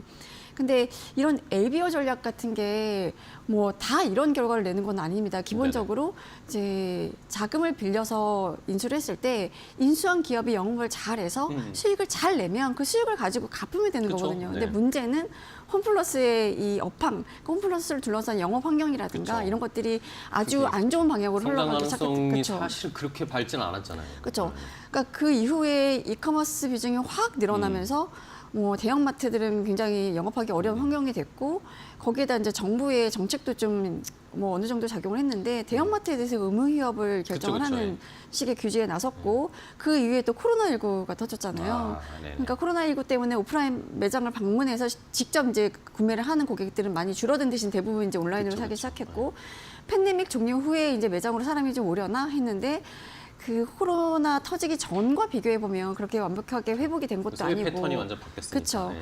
그래서 이익 착취율 떨어지고 뭐 빚 갚는 것도 버거워지고 뭐 이랬던 건데 그게 빚 갚을 자금이 조금 이제 부족해지니까 홈플러스가 추진했던 게 홈플러스 리치였어요. 그러니까 2019년 정도에 보유하고 있는 이 홈플러스 매장들을 이제 유동화하는 거죠. 리치 상품으로. 근데 그 홈플러스 리치가 상장이 조금 잘 안 됐습니다. 뭐 수요책 이런 데에서 네. 뭐 그렇게 좋은 평가를 받지는 못했고 그러면서 이 상장은 무산이 됐고 결국에 MBK 파트너스가 택했던 게 전국 알짜 부지에 있는 그 홈플러스 매장들을 팔거나 이제 유동화하는 전략이었었어요. 그러니까 부동산을 팔고 영업을 계속 해야 되니까 팔고 나서 그 매장을 이제 장기 임대하는 방식을 썼거든요. 그걸 우리가 이제 세일 앤 리스백이라고 이제 표현을 하는데 네네네. 이렇게 하면 또 문제가 뭐냐면 고정적으로 임대료가 나가는 문제가 그쵸. 있어요. 내 매장에서 내가 갖고 있는 이 매장에서 장사를 하면 임대료를 낼 그렇죠. 필요가 임대료 안 없지만 냈는데 이제는 네, 다달이 내야 그쵸. 되니까. 그러니까 이거 매장을 파면서 큰 돈이 들어오긴 하지만 계속 비용이 발생을 하는 거죠. 좋은 입지였으면 또 가격도 비쌌을 거 그렇죠. 아닙니까? 이게 또 이제 홈플러스의 독이 됐다라는 이제 평가가 좀 있었고요. 점포 부지를 매각하면서 폐쇄한 그 점포들을 보니까 사실 뭐 이마트라든가 롯데마트도 이런 대형마트 위주의 이런 유통업이 조금 패턴이 바뀌면서 점포 폐쇄한 곳들 조금씩 줄였죠. 네. 많습니다. 근데 이마트나 롯데마트 같은 경우에는 수익성이 좀 안 나는 곳들 위주로 구조 조정을 했거든요. 네네네. 근데 홈플러스가 부지를 매각하면서 이제 폐점까지 이른 곳들은 보면 수익성이 좋은 점포들 위주였어요. 그러니까 그런 데들이 잘 팔리고, 그러니까 그런 부지들이 잘 팔리고 그쵸. 이러니까. 그래서 뭐 예를 들면 경기 안산점이라든가 뭐 부산의 가야점, 해운대점 이런 데들이 대표적으로 매출도 높고 수익성도 좋은 곳이었거든요. 그리고 7월부터 이제 폐점하게 되는 부천 상동점 네네네. 이런 데도 보면 한때 전국 매출 1위였던 오. 점포였었어요. 그러니까 전략 자체가 좀 그러게요. 잘못됐다라는 이제 평가가 나오고 있는 겁니다. 네. 그러다 보니까 이렇게 좋은 알짜 점포들을 팔아 치우니까 뭐 이러면서 이미 나가려는 떠넘기려는 전략을 미리 짠 거 아니냐 뭐 이런 식의 이야기도 나와요. 왜냐하면 롯데마트랑 이마트랑은 완전 다른 전략을 쓰니까. 그쪽은 이제 오너 기반이었던 네, 네. 거고 여기 이제 사모펀드가 주인이었기 때문에 전략이 좀 달랐을 수 있을 것 같습니다. 자, 그러면은 결국에는 어쨌든 알짜 점포를 내주니까 거기에서는 임대료도 나가는데 그 수익도 이제는 줄어들어 버린 그렇죠. 거고 이러니까 실적이 안 좋아지고 네. 악순환이 돼버린 상황, 뭐 어떻게 보면 뼈를 내어주고 뭐 약간 그 돈으로 그걸로 돈을 갚는 이런 식의 시스템이 돼버렸는데 그럼 또 아까 두 가지라고 하셨잖아요. 하나는 또 뭐? 두 번째 패착은 유통업의 변화에 기민하게 대응하지 못했다라는 예. 거죠. 그러니까 사모펀드들이 어떤 기업을 인수를 할 때는 이 기업의 현재 상황을 아주 철저히 분석을 하고 네네. 여기에 이제 여러 가지 경영 효율화를 이제 추구를 합니다. 지금 현재 이 상황에서 어떤 신성장 동력을 찾을 것이냐, 그쵸. 네. 아니면 이 사업은 버리고 갈 것이냐, 뭐 이런 것들을 이제 최적의 우리가 PMI라고 하거든요. 최적의 이 방법을 찾아서 기업의 가치를 올리는 방법인 건데 사실 홈플러스도 이걸 처음에 인수를 했을 때는 자신감이 좀 있었겠죠. 이 유통업에서 이 홈플러스가 갖고 있는 여러 개 이 알짜 매장을 가지고 어떤 식으로 매출을 늘려서 이거를 좀 그러니까 사모펀드의 궁극적인 목적은 싸게 써서 비싸게 파는 그쵸. 거니까 네. 기업 가치를 엑스트라는 높여서 거니까. 뭐 비싸게 팔겠다는 전략이었는데 사실 유통업의 변화의 흐름이 굉장히 빨리 진행되고 있는 와중에 여기에 잘 대응하지 못했다는 게 좀 한 가지가 있는데 홈플러스 스페셜하고 온라인 강화를 추구하긴 했어요. 근데 뭔가 다른 유통업체들하고 차별화되는 점이 없었다는 그쵸. 거죠. 뭐 늦기도 치고 했고, 나가거나 네. 이런 것도 없었고. 늦기도 했고. 그 와중에 이제 이커머스 시장에서는 쿠팡이라는 아, 공룡이 그쵸. 계속 예. 몸집을 키워갔고 네이버도 이제 세를 점점 불리면서 지금 이커머스에서는 쿠팡과 네이버가 양대 산맥을 이루고 있잖아요. 여기에 뭐 마켓컬리니, 뭐 오아시스니 이런 신선식품 배송 업체들도 이제 생겨났고 이런데 홈플러스는 이런 온라인 전략에 일단 투자를 소홀히 했다는 점이 좀 뼈아픈 것 같고요. 네네. 작년에 이 홈플러스의 공동대표로 MBK의 김광희 부회장이 이제 취임을 했거든요. 네네. 그러면서 메가푸드 마켓 전략을 좀 썼었어요. 그러니까 홈플러스의 이 매장에서 신선식품을 좀 중점적으로 네. 팔아서 이제 소비자를 좀 끌어모으자라는 방식으로 변화를 좀 시도를 했었는데 이게 지금 내리막길을 걷는 이 홈플러스의 큰 방향을 돌려놓기에는 네. 근데 사실 전략 자체에 대한 평가들은 나쁘지 않았거든요. 뭐 홈플러스에 가보니 좀 제품들이 좀 달라졌네, 혹은 이제 신선식품 중에 퀄리티가 좋아졌네. 조금 이제 싸게 파는 것들이 많아졌네 이런 평가는 있었지만 전체적인 흐름을 돌려놓기에는 역부족이었다라는 점이었습니다. 신선식품 뭐 이런 전략은 저희가 또 다른 회사들에서 너무 많이 봤잖아요. 맞아요. 이러다 보니까 그걸 경쟁력으로 정말 엄청나게 좋은 식품을 네, 싸게 가성비 팔지 있게 제공하지 않는 이상은 어려운 상황인데 그럼 또 수익성이 안 나고. 네. 자, 그러면은 또 문제가 이 기업 회생 신청하기도 전에 또 문제가 되고 있는 게 지금 CP 발행을 했다. 이걸 뭐 리테일로 팔았다. 이러면서 어제도 또 신영증권 같은 경우에도 막 고발한다. 이런 맞아요. 이야기까지 나왔어요. 이거 그렇죠. 더 커지는 것 같은데 문제가. 그렇죠. 지금 이제 유통업계에서의 문제와 별개로 자본시장에서는 문제를 지적하고 있는 게 홈플러스가 발행한 기업원과 네네. 전자단기 사채 그리고 카드 대금 채권을 기초로 발행된 자산유동화 전자단기 사채 이게 ABSTB인데 네네. 좀 어렵죠 단어들이. 이런 홈플러스 관련된 채권이 모두 6천억 원 규모인데 이런 것들이 대부분 이제 단기채로 발행이 됐고 고금리로 발행이 됐어요. 한 5, 6% 정도에 발행이 됐는데 이게 지금 개인 투자자들, 그러니까 리테일로 판매가 많이 됐다는 점이 문제인 겁니다. 그래서 뭐 사실 이 정도 금리, 이 정도 등급은 기관 투자들이 잡기는 조금 어려워요. 그쵸. 기관 투자자들은 뭐 A1 등급 정도나 이제 눈길을 주는데 우량한 걸로 가죠. 이게 A3 등급이었고 근데 또 금리가 높으니까 개인 투자자들 한테 좀 관심을 좀 많이 받긴 했거든요. 근데 갑자기 이게 기업 회생 절차가 개시가 됐으니까 이런 금융 채권들은 상환이 유예가 됐고 당장 만기가 돌아와도 이 채권을 갖고 있는 사람들이 이 원금을 돌려받을 수 없는 상황이 된 거죠. 아. 그러니까 이거는 이제 돈이 묶이는 상황인 건데 그러네요. 그 중에서도 이제 CP라든가 전단체를 기업 회생 절차를 신청하기 바로 직전까지도 발행했다는 그러니까요. 거, 그 면에서 이제 개인 투자자들이 분노를 하고 있는 그쵸. 거고요. 그 신청하는 계획을 그래도 좀 세웠을 텐데, 내부적으로 논의를 하고 있었을 텐데, 이 상황에서 CP를 발행하고, 이 상황에서 전단체를 발행하고, 이거를 우리한테 팔았다고? 약간 이러면서 이제 그쵸. 좀 네. 모럴 해저드, 뭐 도덕적인 문제, 그리고 이거는 아까 말씀하신 것처럼 형사법으로도 이제 좀 이 적용을 받을 수 있을 수도 있다라는 그렇습니다. 이제 분석이 좀 나오고 있고요. 그리고 또 이제 ABSTB 같은 경우에는 지금 투자자들이 내일 금융위 앞에서 아마 시위를 하는 걸로 알고 있어요. 그래요? 네. 그러니까 이 ABSTB 같은 경우는 금융채무로 볼 것이냐, 상거래 채무로 볼 것이냐에 따라서 이제 상환 여부가 좀 더 갈려진 그 무슨 차이겠죠, 엇갈리는데 지금 이 선제적 기업 회생을 신청하면서 상거래 채권에 대해서는 정상적으로 상환을 하고 금융 채권에 대해서만 상환 유예가 된 상황이잖아요. 근데 ABST라는 게 뭐냐면 홈플러스가 납품업체로부터 물건을 카드로 구매를 하면 카드사에 대금을 줘야 되잖아요. 그러니까 카드사가 이 어쨌든 홈플러스가 물건을 구매한 대금을 카드 대금을 홈플러스에서 받아야 되는데 카드사들도 이거를 받기까지 시차가 있으니까 이거를 증권사에 넘깁니다. 그러니까 카드 대금을 받을 수 있는 권리를 증권사에 넘기고 증권사가 이거를 유동화한 거예요. 유동화해서 발행한 게 ABSTB라는 네네네. 이제 이것도 전단체의 일종인 건데 이거는 이제 투자자들 주장은 이거죠.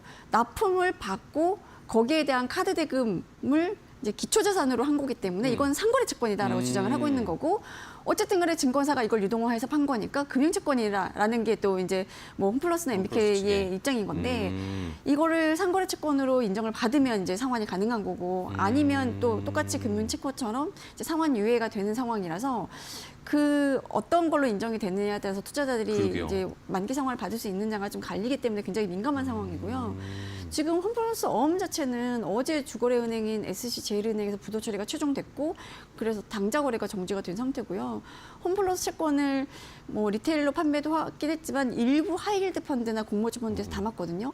이런 데들 지금 판매가 이 펀드 판매가 중단된 상태입니다. 알겠습니다. 그러면 금융채무 아까 상거래 채무 이거 구분하는 거 금융위에서 결정하나요? 아니면 이거는 뭐 금감원이나 이런 데들이 좀 개입을 할 것 같긴 한데요. 지금 상거래가 ABS-TV 발행 잔액 그리고 이 중에서 리테일 팔린 금액이 얼마냐 뭐 이런 것들을 다 자료 제출을 받기로 했거든요. 그러니까 제출을 받고 나서 금감원이 유권 해석 같은 걸 좀 해주지 않을까 싶어요. 알겠습니다. 자, 그 여기다 또 문제가 이게 여기저기 연관 안 된 데가 없네. 국민연금도 최근에 얘기 나왔어요. 뭐 1조 국민연금도 좀 손실 손실을 감수해야 된다. 뭐 이런 이야기 나오는데요. 근데 이게 상환 전환 우선주를 그러니까 홈플러스의 상환 전환 우선주에 국민연금이 투자를 했고 그 상환 전환 우선주가 자본으로 바뀌었는데 그게 한 1조 규모다라는 한신평의 보고서 한 줄 때문에 이제 약간 이렇게 그러니까요. 위기설 네, 뭐 화제가 1조 원 됐어요. 손실서 이렇게 나오긴 했는데 정확히 지금 상황은 국민연금의 홈플러스 투자 원금은 6,121억 원이고요. 뭐 그동안에 뭐 10년간 묶인 자금의 네네. 기회비용 이런 것들 다 빼고 그냥 아직 회수하지 못한 원금을 보면 2,990억 원이에요. 그동안에 뭐 배당도 좀 받고 뭐 이래서. 한 3천억 정도 되네요. 그렇죠. 그리고 국민연금이 투자한 거는 홈플러스의 상환전환 우선주가 아니라 홈플러스를 인수하기 위해서 MBK 파트너스가 설립한 한국 리테일 투자라는 곳이 발행한 상환전환 우선주라서 이게 뭐 상환권을 홈플러스가 가져가냐 아니면 이 상환전환 우선주를 갖고 있는 투자자가 갖느냐에 따라서 이게 자본이냐 부채냐가 갈리거든요. 근데 그 계약 조건을 변경하는 당사자는 아니에요. 국민연금은 한국 리테일 투자가 발행한 그 상환전환 우선주를 투자를 한 거고 이 투자를 해서 받은 돈을 가지고 한국 리테일 투자가 홈플러스의 상환전환 우선주를 이제 투자를 한 거거든요. 그리고 상환전환 우선주의 이 계약 조건을 변경한 거는 홈플러스하고 한국 리테일 투자 간의 계약 조건 변경 합의였기 때문에 사실 국민연금은 지금은 뭐 2,990억 원 정도의 이제 원금이 좀 남아 있긴 한데 이것도 지금 홈플러스가 갖고 있는 전국의 네네. 이 점포 부지 이런 것들을 생각하면 이건 충분히 상환받을 수 있다라는 게 뭐 국민연금이나 이제 MBK 설명입니다. 네, 알겠습니다. 자, 이렇게 자세하게 좀 분석을 해봤는데 뭐 여러 가지로 좀 그게 가혹거리네요. 자, MBK 이런 상황인데 또 이번 주에 또 공교롭게 고려아연 또 뭐 관련해서 또 이사회가 있죠. 이번 이사회도 있고 3월 정기주총에 주총도 관심이 있고 좀 집중돼 있죠. 네, 이러다 보니까 이 사모펀드 MBK를 포함해서 이 사모펀드에 대해서 저희가 이미지가 또 나빠질 수밖에 없게 됐습니다. 공교롭게도 이제 둘 다 네. 고려아연도 그렇고 이 홈플러스도 그렇고 MBK 파트너스가 이제 엮여 있는데 이거는 이제 사모펀드가 풀어야 될 과제인 것 같아요. 그러니까요. 지금 사모펀드가 도입된 지 20년이 지났는데 그동안 이제 여러 사건들 사례들이 있었죠. 근데 사실 사모펀드가 이런 좀 부정적인 이미지를 심어주기만 한 건 아니에요. 뭐 예를 들어 남양유업 같이 뭐 대주주의 오너 일가의 뭔가 뭐 좀 횡포 이런 것들 때문에 기업 가치가 떨어진 기업을 한행코가 인수를 해서 좀 정상화시키고 그리고 네. 기업 가치 높이고 이런 사례들도 있는데 지금 MBK 파트너스의 홈플러스 기업회생 신청 같은 경우는 당장 이제 리테일로 판매한 채권을 산 개인 투자자들이 피해를 보게 생겼으니까 또 이제 문제가 생기는 거고 네. 이런데 사모펀드가 투자할 때 그래도 사회적인 투자에 대한 책임감을 좀 가지고 투자를 해야 할 필요가 있지 않나. 그리고 투자를 할 땐 좀 확실히 명분을 갖고 투자해야 될 것 같은데 뭔가 좀 한계 기업이라든가 성장이 정체된 기업에 사모펀드가 들어가서 좀 매기 역할을 하면서 뭐 기업의 구조조정도 좀 하고 경영 효율화도 좀 높이고 오너가 문제였으면 오너의 지배구조를 바꾸고 이래서 정상화시키는 그런 좀 긍정적인 역할을 하고 들어가는 게 그러니까 하겠다라는 그런 계획하에 좀 투자를 그러니까요. 하면서 계속 좋은 사례를 만들어 가야 하지 않을까 싶어서 저는 이제 사모펀드에 대한 이런 부정적인 인식은 사모펀드가 해결해야 된다라는 생각이 좀 듭니다. 그렇습니다. 자, 오늘 뭐 자세하게 홈플러스 이 사태 MBK와 관련해서 이야기를 들어봤는데 뭐 고려아연 쪽에서도 그러면은 이 경영권 분쟁 이야기 나올 때 MBK가 뭐 약간 유리한 방향으로 지금 뭐 지금 됐다라고 했는데 이게 또 어떻게 될지 모릅니다. 지금 여론이 이렇게 되면. 그러니까 가처분 신청 결과상으로는 MBK하고 영포 쪽이 좀 유리한 위치가 네, 되는데 그러니까. 이 홈플러스 사태 때문에 또 정치적으로 그리고 사회적으로 사모펀드에 이렇게 특히나 국가기관 산업을 영위하는 고려아연 같은 곳에 그쵸. 경영권을 넘기면 안 된다는 그 인식이 더 강해진 면이 좀 그쵸. 생긴 것 같아요. 그래서 그것도 그렇고 지금 CJ 바이오의 그러니까 CJ 제일제당의 바이오 사업부를 또 MBK 파트너스가 이제 거의 뭐 유력한 이제 협상 후보가 후보죠. 네. 됐는데 이 부분도 좀 마찬가지로 이렇게 사모펀드에 팔면 결국은 이 사업도 망가진다. 사모펀드의 이런 단기 수익 추구 경향 때문에 망가질 수 있을 네. 텐데 이것도 좀 다시 봐야 되는 거 아니냐. 그러니까 여러 길들이 영향을 미치는 것 같아요. 알겠습니다.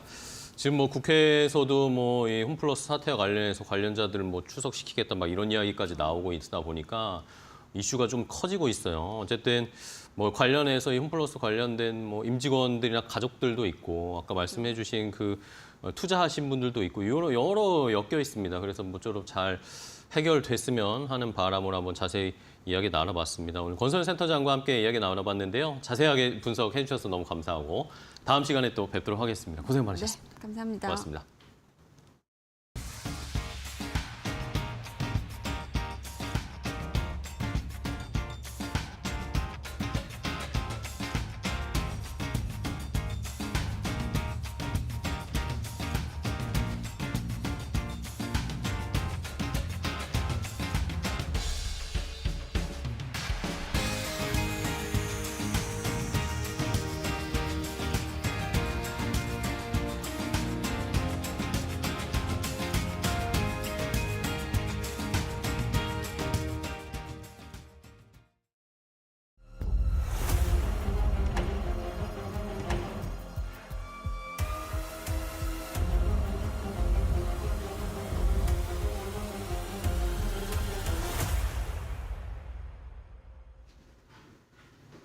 안녕하세요. 메디토코 신일섭입니다. 이번 주제는 대한민국 증시 미국 시장 급락 여파로 초토화, TSMC 2월 매출 전년 동기 대비 43% 증가한 2,600억 신타이완 달러 발표 불구 급락세, 에그 인플레이션, 미국, 유럽, 아시아 달걀을 원하다, 사료 섹터 급등, 특징주 KCPD입니다.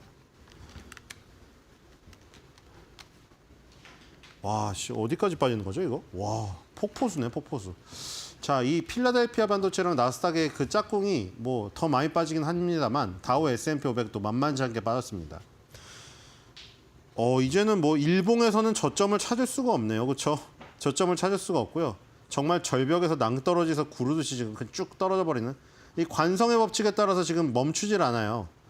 브레이크를 잡더라도 계속 끌려 나가는, 쭉 미끄러져 나가는 모습이죠. 자, 19,000. 다우도 2만이 깨졌습니다. 뒤로 가겠습니다. 2만뿐만이 아니라 지금 19,100이니까 19,000도 위태롭네요. 그렇죠? 자, 나스닥입니다. 나스닥은 지금 어느새 17,000 수준에 우리가 2만 도전을 막 하는 그 시기가 엊그제 같은데 거기서 무려 3,000포인트 가까이 빠졌습니다. 자, 뒤로 가보겠습니다. 와, 4%예요. 퍼센트지로. 자, S&P 500 또 6,000 깨졌죠. 5,500대 갔고 여기도 일봉상으로 저점이 보이질 않습니다. 이제. 자, 필라델피아 반도체 지수입니다. 필라델피아 반도체 지수가 가장 많이 빠졌군요. 자, 4.85 급락을 했고요. 필라델피아 반도체 지수 30 종목인데 가장 많이 빠진 거 뭔가 봤더니 마이크로칩 테크놀로지 제일 많이 빠졌고 두 번째가 ARM이네요. 그 소프트뱅크의 비전 펀드를 통해서 샀던 ARM. 이따가 소프트뱅크도 이렇게 빠졌나 확인해 보죠.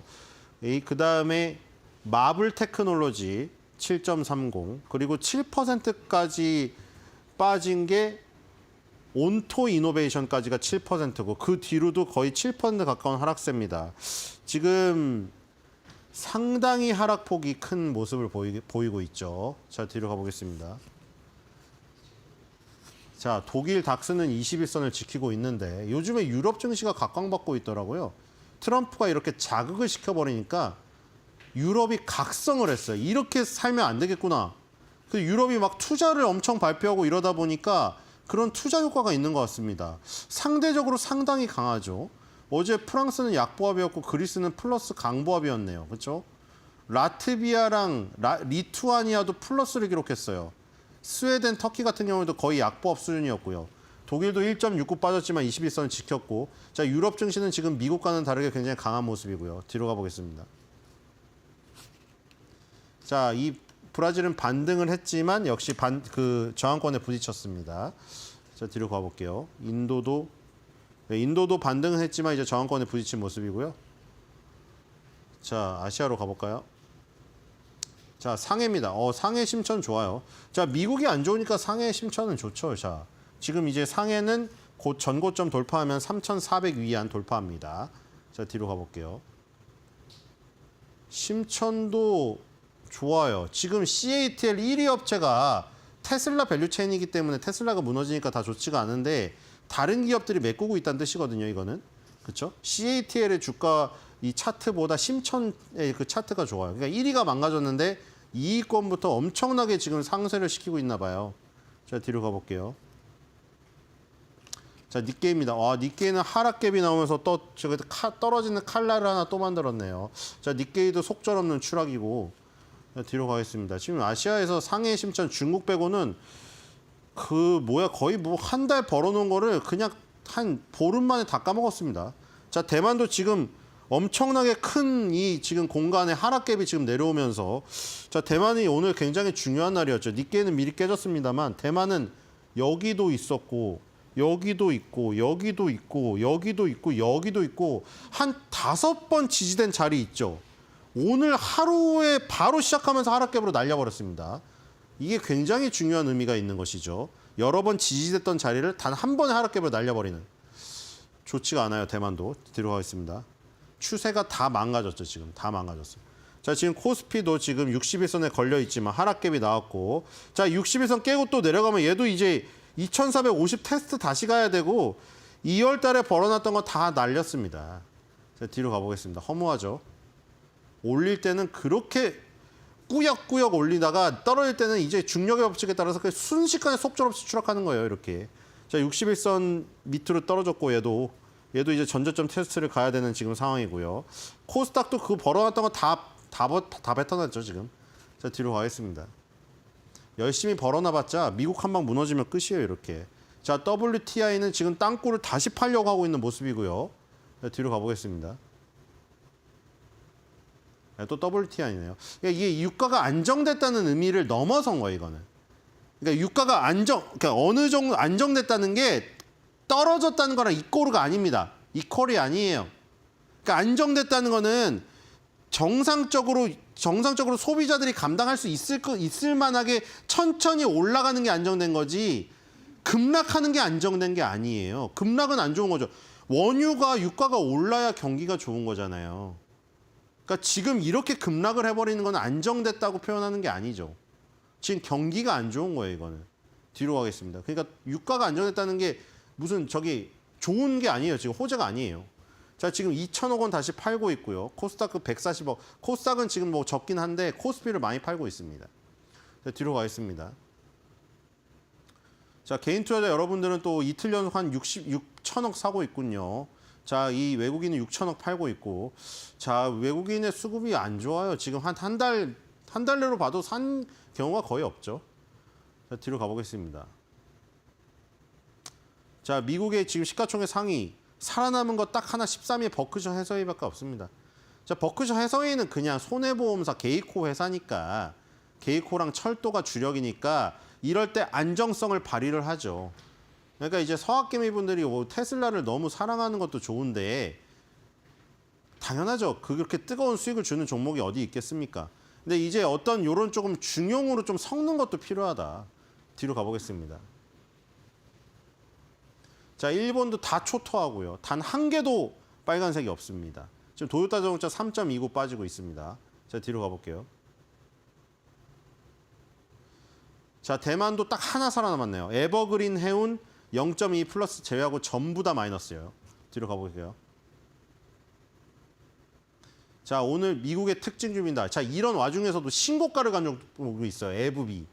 에브비는 뭐 엘러간을 갖고 있는 보톡스 만든 회사, 엘러간을 갖고 있는 회사로 유명하죠. 자, 에브비가 덴마크 제약사랑 22억 달러 규모의 비만 치료제 개발 계약을 체결했다. 이 소식이 나오면서 또 신고가를 갔습니다. 이 소식 나오기 전에도 지금 밑에서 엄청난 괴력으로 지금 2월 달 초반부터 치솟고 있었어요. 지금 시장에 영향이 전혀 없어요. 물론 제약이니까 안정적인 방어적인 능력이 기본적으로 있는데 성장성이 이렇게 있는 거죠. 비만 치료제로 떴던 일라이릴리랑 노보노디스크는 지금 완전히 낙뢰를 맞고 있는데 에브비는 지금 뒤늦게 비만 치료제 개발 계약을 체결했는데 지금 탄탄하게 가고 있죠. 왜냐면 원래 에브비라는 회사는 휴미라라고 9년 연속 세계 의약품 매출 순위 1위를 하던 그 약을 갖고 있는 데다가 엘러간의 보톡스도 갖고 있는 회사잖아요. 자, 뒤로 가보겠습니다. 자, 귀주 모태주도 지금 신고가 돌파하기 직전이죠. 정말 강합니다. 자, 뒤로 가보겠습니다. 상해는 좋죠. 자, 심천이 지금 반대로 가고 있죠. CATL이. 테슬라가 무너지니까 테슬라 전기차, 그다음에 2차 전지 1위 CATL, 이 밸류 체인이 지금 다 무너질 수밖에 없는 상황입니다. 자, 뒤로 가겠습니다. 그러니까 지금 상해의 귀주 모태주랑 심천의 CATL은 완전 성격이 반대니까 다르니까 벌어지고 있는 것이고요. 도요타 자동차 지금 음봉 맞고 있고. 자, 뒤로 가볼게요. 자, TSMC입니다. 자, TSMC 2월 매출이 지금 나왔는데 하락 갭이 떨어지고 있거든요. 그러니까 지금 2월 매출이 아주 좋게 나왔어요. TSMC 이거 매달 발표하잖아요. TSMC 2월 매출이 지금 2,600억 신타이완 달러가 나왔는데 이 수치가 전년 동기 대비 43% 증가한 겁니다. 물론 1월 달 대비로는 11.3% 감소를 했지만 1, 2월 매출 합산하면은 2024년도 대비해서 39% 증가한 아주 좋은 수치가 나왔음에도 불구하고 지금 엔비디아발 위기가 결국에는 요 수출 이 실적으로 덮지 못했습니다. 여기 보시면 애플, 엔비디아, AMD가 전부 이 핵심 고객사잖아요. 자, TSMC의 2월 매출 이 어닝 서프라이즈도 요 지금 사태를 막지 못했다. 뒤로 가보겠습니다. 자, 대만의 지금 특징입니다. 다이킨 공업 지금 0.38, 0.55 정도 오르고 있는데, 자, 일본의 특징주죠. 다이킨 공업은 이 에어컨 업무용으로 이 일본에서 압도적인 것이고 냉동 및 냉동 장비, 불소 화학 사업, 뭐 기계 업종에 속하는 기업입니다. 뭐 이제 벌써 여름을 준비해서 그런지 모르는데 에어컨 관련주가 오늘 오르고 있다. 뒤로 가보겠습니다. 자, 대만의 특징입니다. 에버그린 해운입니다. 에버그린 해운 0.67 마이너스인데요. 자, 뒤로 가볼게요. 자, 우리나라에 지금 그 가장 많이 오르는 섹터 사료 섹터네요. 2.38. KC피드부터 쭉 있습니다. KC피드가 단독 1위고 지금 뭐 거의 상한가 좀만 가면은 22%, 23% 정도니까요. 많이 오르고 있네요. 뒤로 가보겠습니다. 자, KC피드입니다. 자, 지금 에그플레이션 소비자 물가지수 발표 미국에서 에그플레이션으로 지금 10개죠. 계란 10알이 14,000원이거든요. 지금 코스트코나 월마트에서. 10알이 14,000원이니까 계란 한 알이 1,400원 정도예요. 우리나라 돈으로. 그러니까 지금 사 먹지를 못하니까 집에서 닭을 키우고 뭐 얘기 나오고 있잖아요.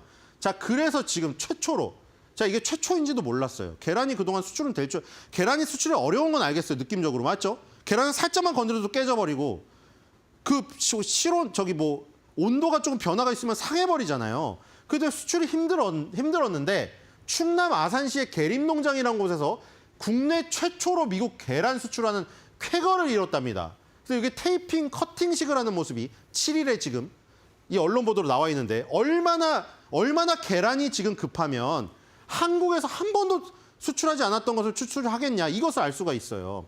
여기 지금 KC피드가 강세인 이 얘기를 보면은 여기 지금 뭐 앞으로 한두 달 안에 7천만 개에서 1억 개의 계란이 필요한데 지금 유럽도 지금 없답니다. 이 조류독감이 미국, 유럽에 다 퍼져가지고. 근데 보시면은 KC피드는 이 액란을 제조한다고 나와 있죠. 바로 이겁니다. 자, 이것 때문에 지금 부각이 되는 것 같아요. 뭐 KC피드가 수출 성공한 건 아닌데 계림농장이라는 곳에서 국내 최초의 미국 계란 수출 쾌거를 이뤘잖아요. 근데 이 업체는 요 팩에 담아서 판단 말입니다. 유통기한이 3개월에서 6개월. 흰자 같은 경우는 저기 6개월 이상도 가요. 그렇기 때문에 바다를 건너 갈 수 있다는 이 장점이 있는 거죠. 아마 이런 아이템을 다루고 있기 때문에 이 시장에서 이게 부각된 게 아닌가 싶습니다. 지금 전고점 1월 22일 날 3,840원에 거의 다가선 모습이고요. 여기서 지금 조정이 조금 있지만 여길 만약 돌파해서 상한가에 지금 진입을 해버리게 된다면 이 고점을 돌파하는 모습이 나올 수도 있겠죠. 자, 그래서 지금 에그플레이션에 관련된 이 사료주의 그 섹터의 강세가 지금 뚜렷하게 나타난다. 이걸 보시면 될 것 같고요. 오늘의 한 줄 매도평입니다. 에그머니나 그 많은 에그가 다 어디 갔단 에그?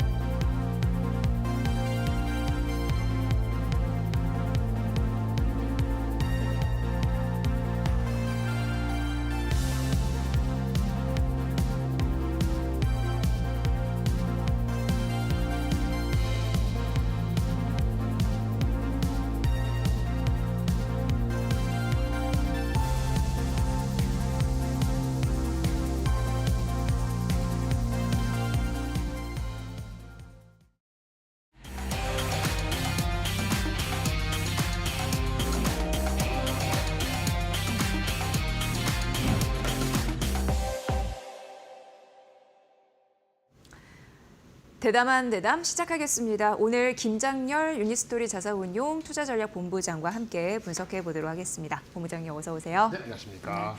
오늘 대담한 대담에서 테슬라 얘기부터 좀 해봐야겠다라는 생각이 들었습니다. 예. 지금 뭐 7주 연속 약세 흐름을 보이고 있는 상황이고 이게 어떻게 보면은 상장 이후에 주간 단위로 최장 약세거든요. 그래서 많은 분들이 굉장히 가슴 아파하는 그런 모습도 보이고 있고 뭐 간밤에는 15% 넘는 급락세를 보였으니까.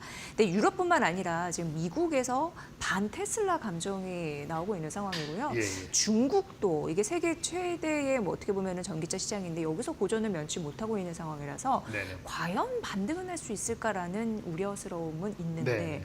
또 계속 떨어지는 건 아니잖아요. 그렇죠. 그 시점을 언제로 잡아야 될지가 사실 가장 궁금합니다. 예. 일단 그 펀더멘털 가치 얘기하기 전에 가장 네. 궁금한 그거니까 일단은 1월달, 2월달 수치가 굉장히 안 좋았죠. 그걸 제가 똑같은 걸 되뇌길 필요는 없고 뭐 그 중국 내수도 그렇고 유럽의 각국도 보면은 BYD나 다른 업체들은 괜찮은데 시장 자체가 마이너스 된 게 아니거든요. 네. 전기차 판매되고 이러는 거 봤을 때. 근데 이 테슬라만 1, 2월 달에 뭐 50%다, 40%다 이제 붕괴 비슷하게 됐는데 그 원인과 그것이 바뀔 가능성인데 아직 몰라요.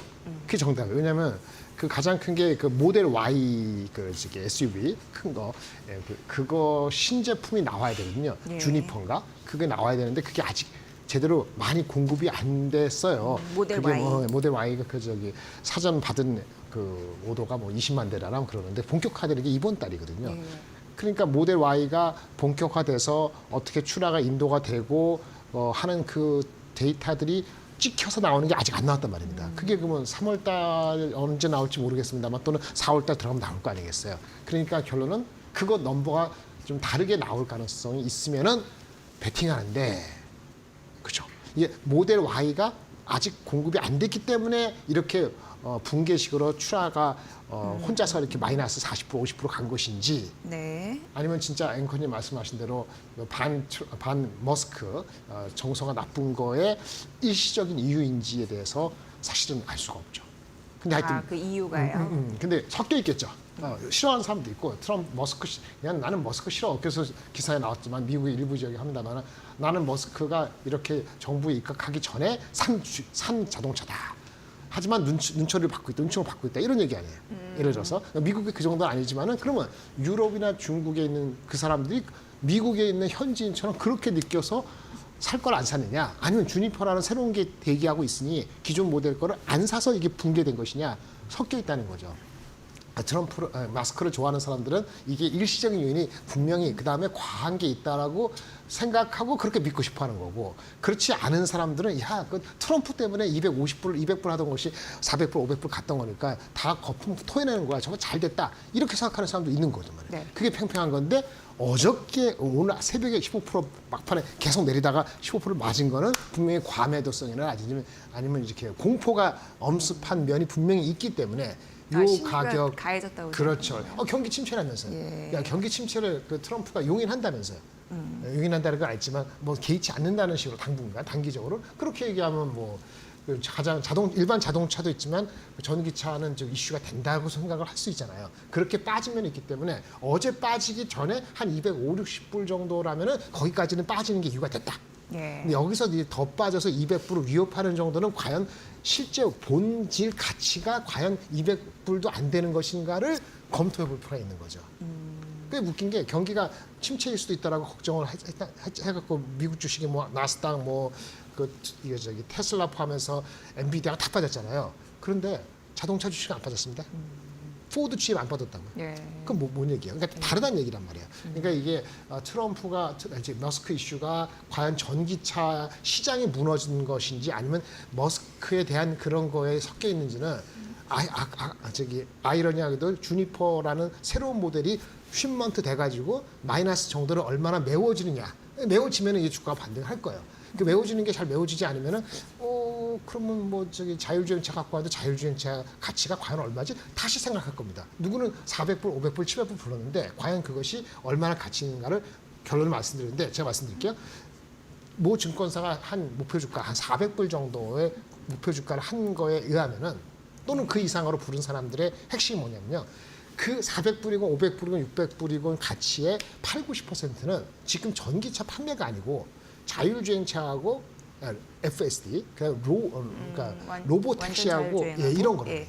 그 가치에 대해서 어썸프션한 거를 여러분들이 이해하고 괜찮으면은 오늘 200불에서 주가를 사느냐 250불 사느냐 중요한 게 아니고 과연 이게 400불, 500불 갈 포텐셜이 있는가를 생각을 해보는 계기를 가졌으면 좋겠고요. 어쨌든 어저께 15% 빠진 건 좀 과한 면이 있습니다만 뭐 210불 잡았는데 한 1년 동안 300불 이상 안 가면은 좀 재미없잖아요. 예, 그 판단을 해야 되는 건데 300불 이상 안착하는 거는 그 자율주행차라든지 FSD라든지 로보택시에 대한 믿음을 한 5, 60%, 7, 80, 70% 정도는 믿어야지 300불 이상 다시 회복하는 거고 그렇지 않으려면은 그 전기차 판매가 머스크의 신제품이 잘 나와서 엄청 잘 치다. 다시 팔려야 된다. 결론적으로는 300불 정도의 가치는 포텐셜이 있음에도 불구하고 흔히 얘기하는 불 업체들이 얘기하는 400불, 500불은 상당히 그 로보택시라든지 FSD에 대해서 믿음을 여러분들이 옆에 있는 사람한테 그 넘버로 아니면 내러티브를 근사하게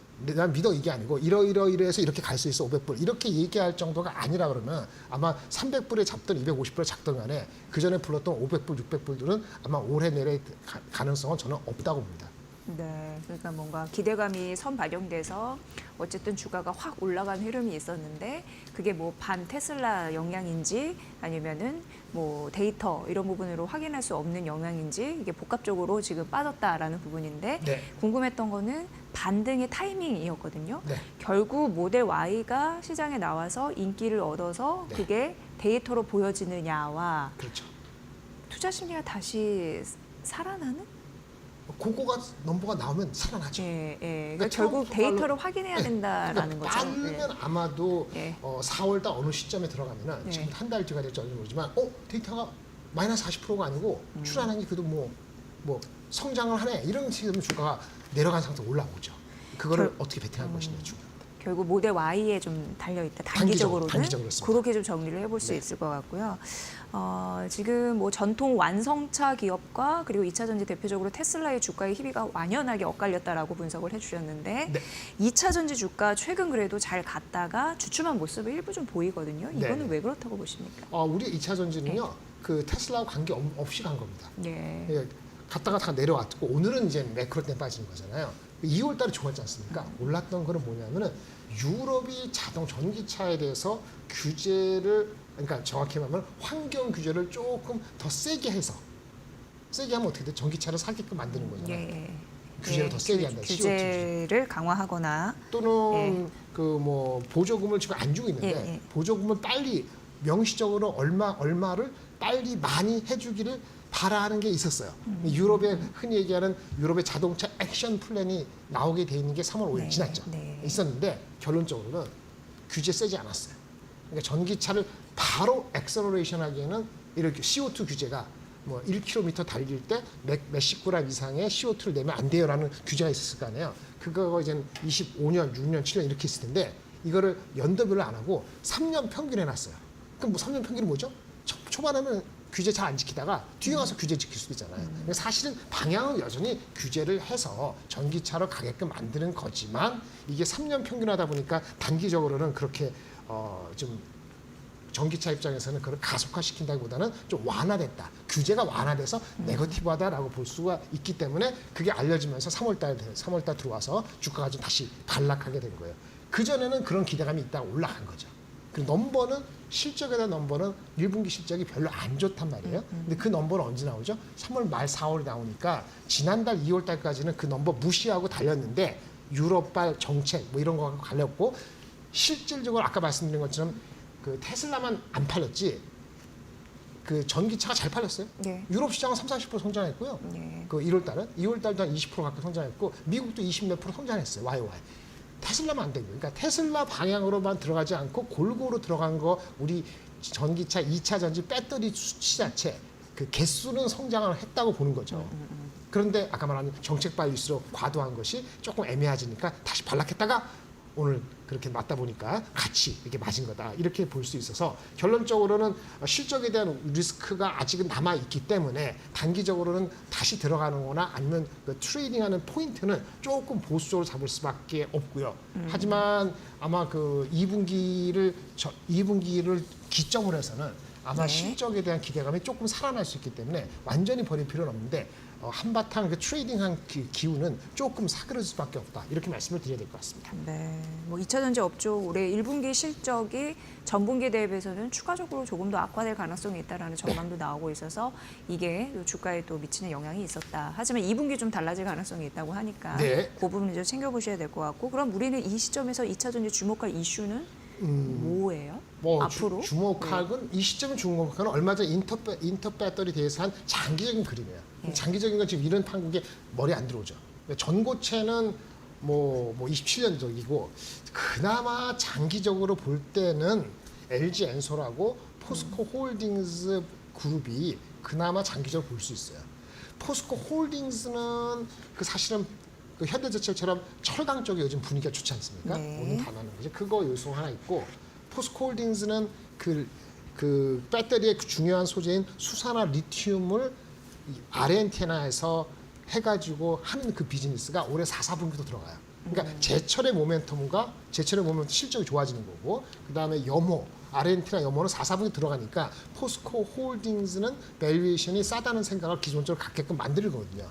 그리고 그다음에 셀업체 중에서는 LG 엔솔이 뭐 테슬라 때문에 안 될 수도 있지만 가장 고객이 다양화되어 있기 때문에 1분기, 2분기 실적이 지나가면은 결국은 트레이딩 레인지 예를 들어서 80조 가까이면은 싸고 90조 가까이면 비싸고 시총이 이런 레인지에 들어올 수 있다 이렇게 말씀을 드릴 수 있겠고요. 상대적으로 SDI 같은 경우는 좀 죄송하지만은 1분기 실적도 안 좋을 뿐만 아니고 올해 역성장할 가능성이 있고 전고체에서 리더십을 갖고 있는 건 참 좋은 얘기입니다만은 뭐 로보트용 배터리라든지 또 4680의 파일 어떤 그런 쪽에서는 경쟁이 있거나 아직 로드맵이 약간 부족해요. 거기다가 이 투자를 좀 하려는데 그 자금의 어떤 타이트니스도 좀 보여지기 때문에 조금 주가가 엄청 빠졌음에도 불구하고 타이밍은 조금 더 보수적으로 보시는 게 맞을 것 같습니다. 네. 상대적으로 LG 엔솔과 그리고 포스코 홀딩스를 긍정적으로 봐주시는 좀 길게 봤습니다. 중장기적으로. 네, 장기적으로는 좀 애매합니다. 이렇게 정리해 들어고요. 사실 이제 우리가 로봇 시장에 대한 얘기를 굉장히 많이 네. 하게 됩니다. 그렇죠. 특히 그 젠슨왕 엔비디아 CEO도 얘기했지만 우리가 이제 피지컬 AI를 선도하겠다라고 얘기를 하면서 네, 그렇죠. 로봇 시대를 열려면 사실 얘네가 그 움직이다가 멈추면 안 되잖아요. 그렇죠. 그래서 굉장히 네. 전력 소비도 많이 되고 배터리 이런 부분도 되게 강해야 되는데 그래서 2차 전지 수혜를 받지 않을까? 이런 자연스럽게 생각이 되거든요. 네, 오르신 맞습니다. 네. 물론 로봇을 그 제대로 하는 데 있어서는 그 AI가 심어져야 되고 그러니까 AI가 뭐죠? 어떤 사물의 움직임을 인지하는 거 뭐 하니까 로봇이 카메라 같은 거 이런 게 잘 작동해야 되는 건 기본이고 네. 그 다음에 인지해가지고 그거를 나중에는 분석하잖아요. 어떻게 했다 나오고 그 실제 로봇이 암을 움직이게 하는 거는 이게 액추에이터라고 해서 액트가 네. 행동이니까 액추에이터라는 부품이 있어요. 로봇이 한 2만 불짜리다 요즘에 나오는 게 있으면은 그거에 한 70% 이상의 저거. 70% 이상의 원가는 뭐냐면 액추에이터예요. 예. 그러니까 액추에이터 회사 하면은 그 회사가 날아가는 거예요. 예. 코스트는 되게 작아요. 배터리는 1%밖에 안 됩니다. 아니 로봇이 우리 무게 한 70kg 되는 그 사람 같은 휴머노이드 로봇에 거기에 무게가 있으니까 거기에 엄청난 배터리를 달 수가 없잖아요. 그러니까 배터리 자체가 용량이나 그것이 제한적이죠. 그러니까 배터리의 코스트는 작은데도 불구하고 문제는 그렇다 보니까 배터리 여기는 한 23kWh인데 그렇게 하면은 2시간 하면은 멈춰야 돼요. 여러 가지 시연하는 거 있잖아요. 그거 2시간 못 갑니다. 그러니까요. 그러면 이제 배터리 충전해야죠. 예. 그 배터리 그게 충전을 가장 걸리는 것 같아요. 지금. 그러니까요. 앞으로. 맞아요. 앞으로. 그러니까 배터리가 하면 24시간 돌게 하려면 물론 로봇을 한다 해서 24시간 돌긴 쉽지 않지만 이런 쪽 24시간이면은 2시간이니까 12번은 배터리를 방전해야 되잖아요. 그럼 배터리가 그렇죠. 얼마나 불편하고 그 코스트가 듭니까? 그래서 배터리의 기존에 갖고 있는 배터리 밀도를 확 올려야 돼요. 예. 오래 가는 거. 예.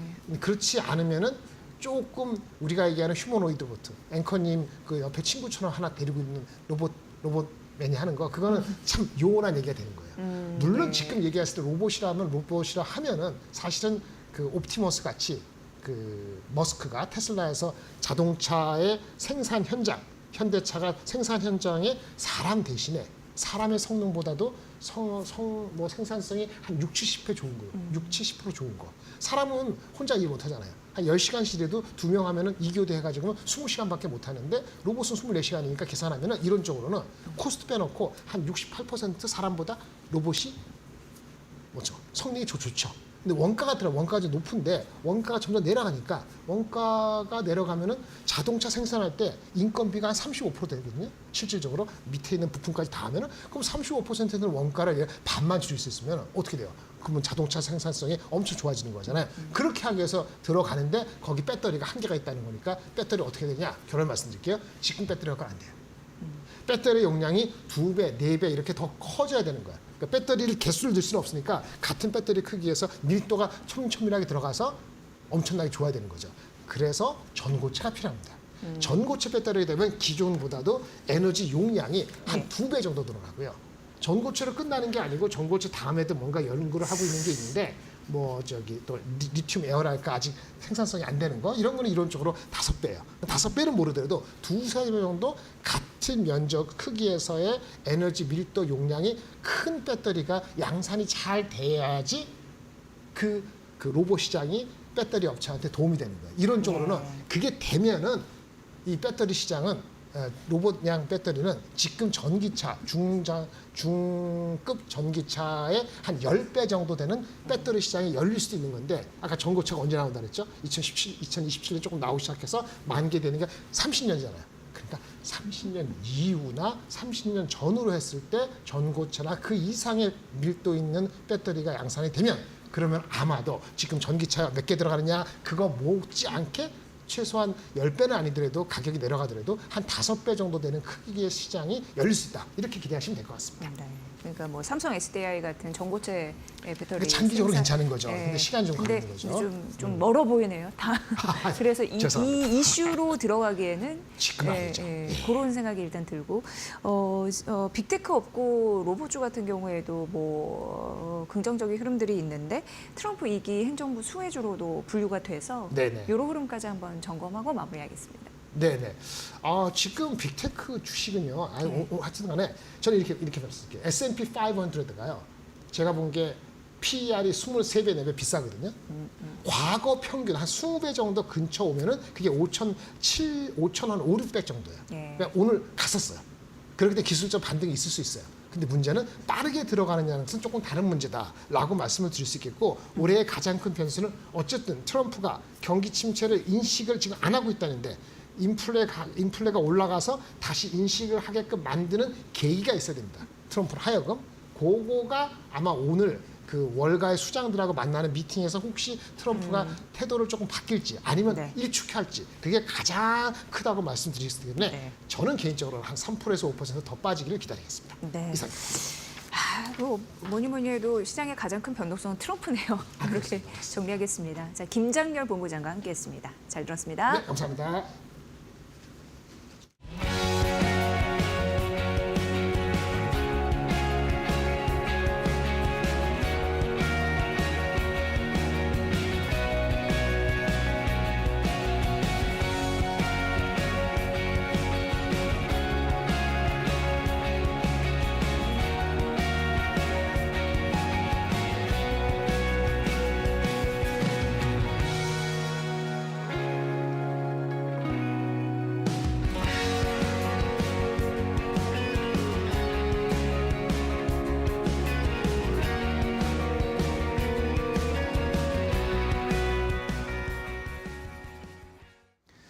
자, 우리 시장 그래도 낙폭을 많이 줄이고 있습니다. 시장이 좀 장중에 변동성은 있는데 지금 코스피, 코스닥 모두 1.5% 내외로 낙폭을 많이 줄였어요. 그러니까 너무 걱정하지 마시고 오늘 시장 막판까지 저희 데일리 TV와 함께 하시면서 대응책을 찾아보시면 좋을 것 같습니다. 네, 저희는 내일 이 시간에 여러분을 뵙겠습니다. 함께해 주신 여러분 고맙습니다. 고맙습니다.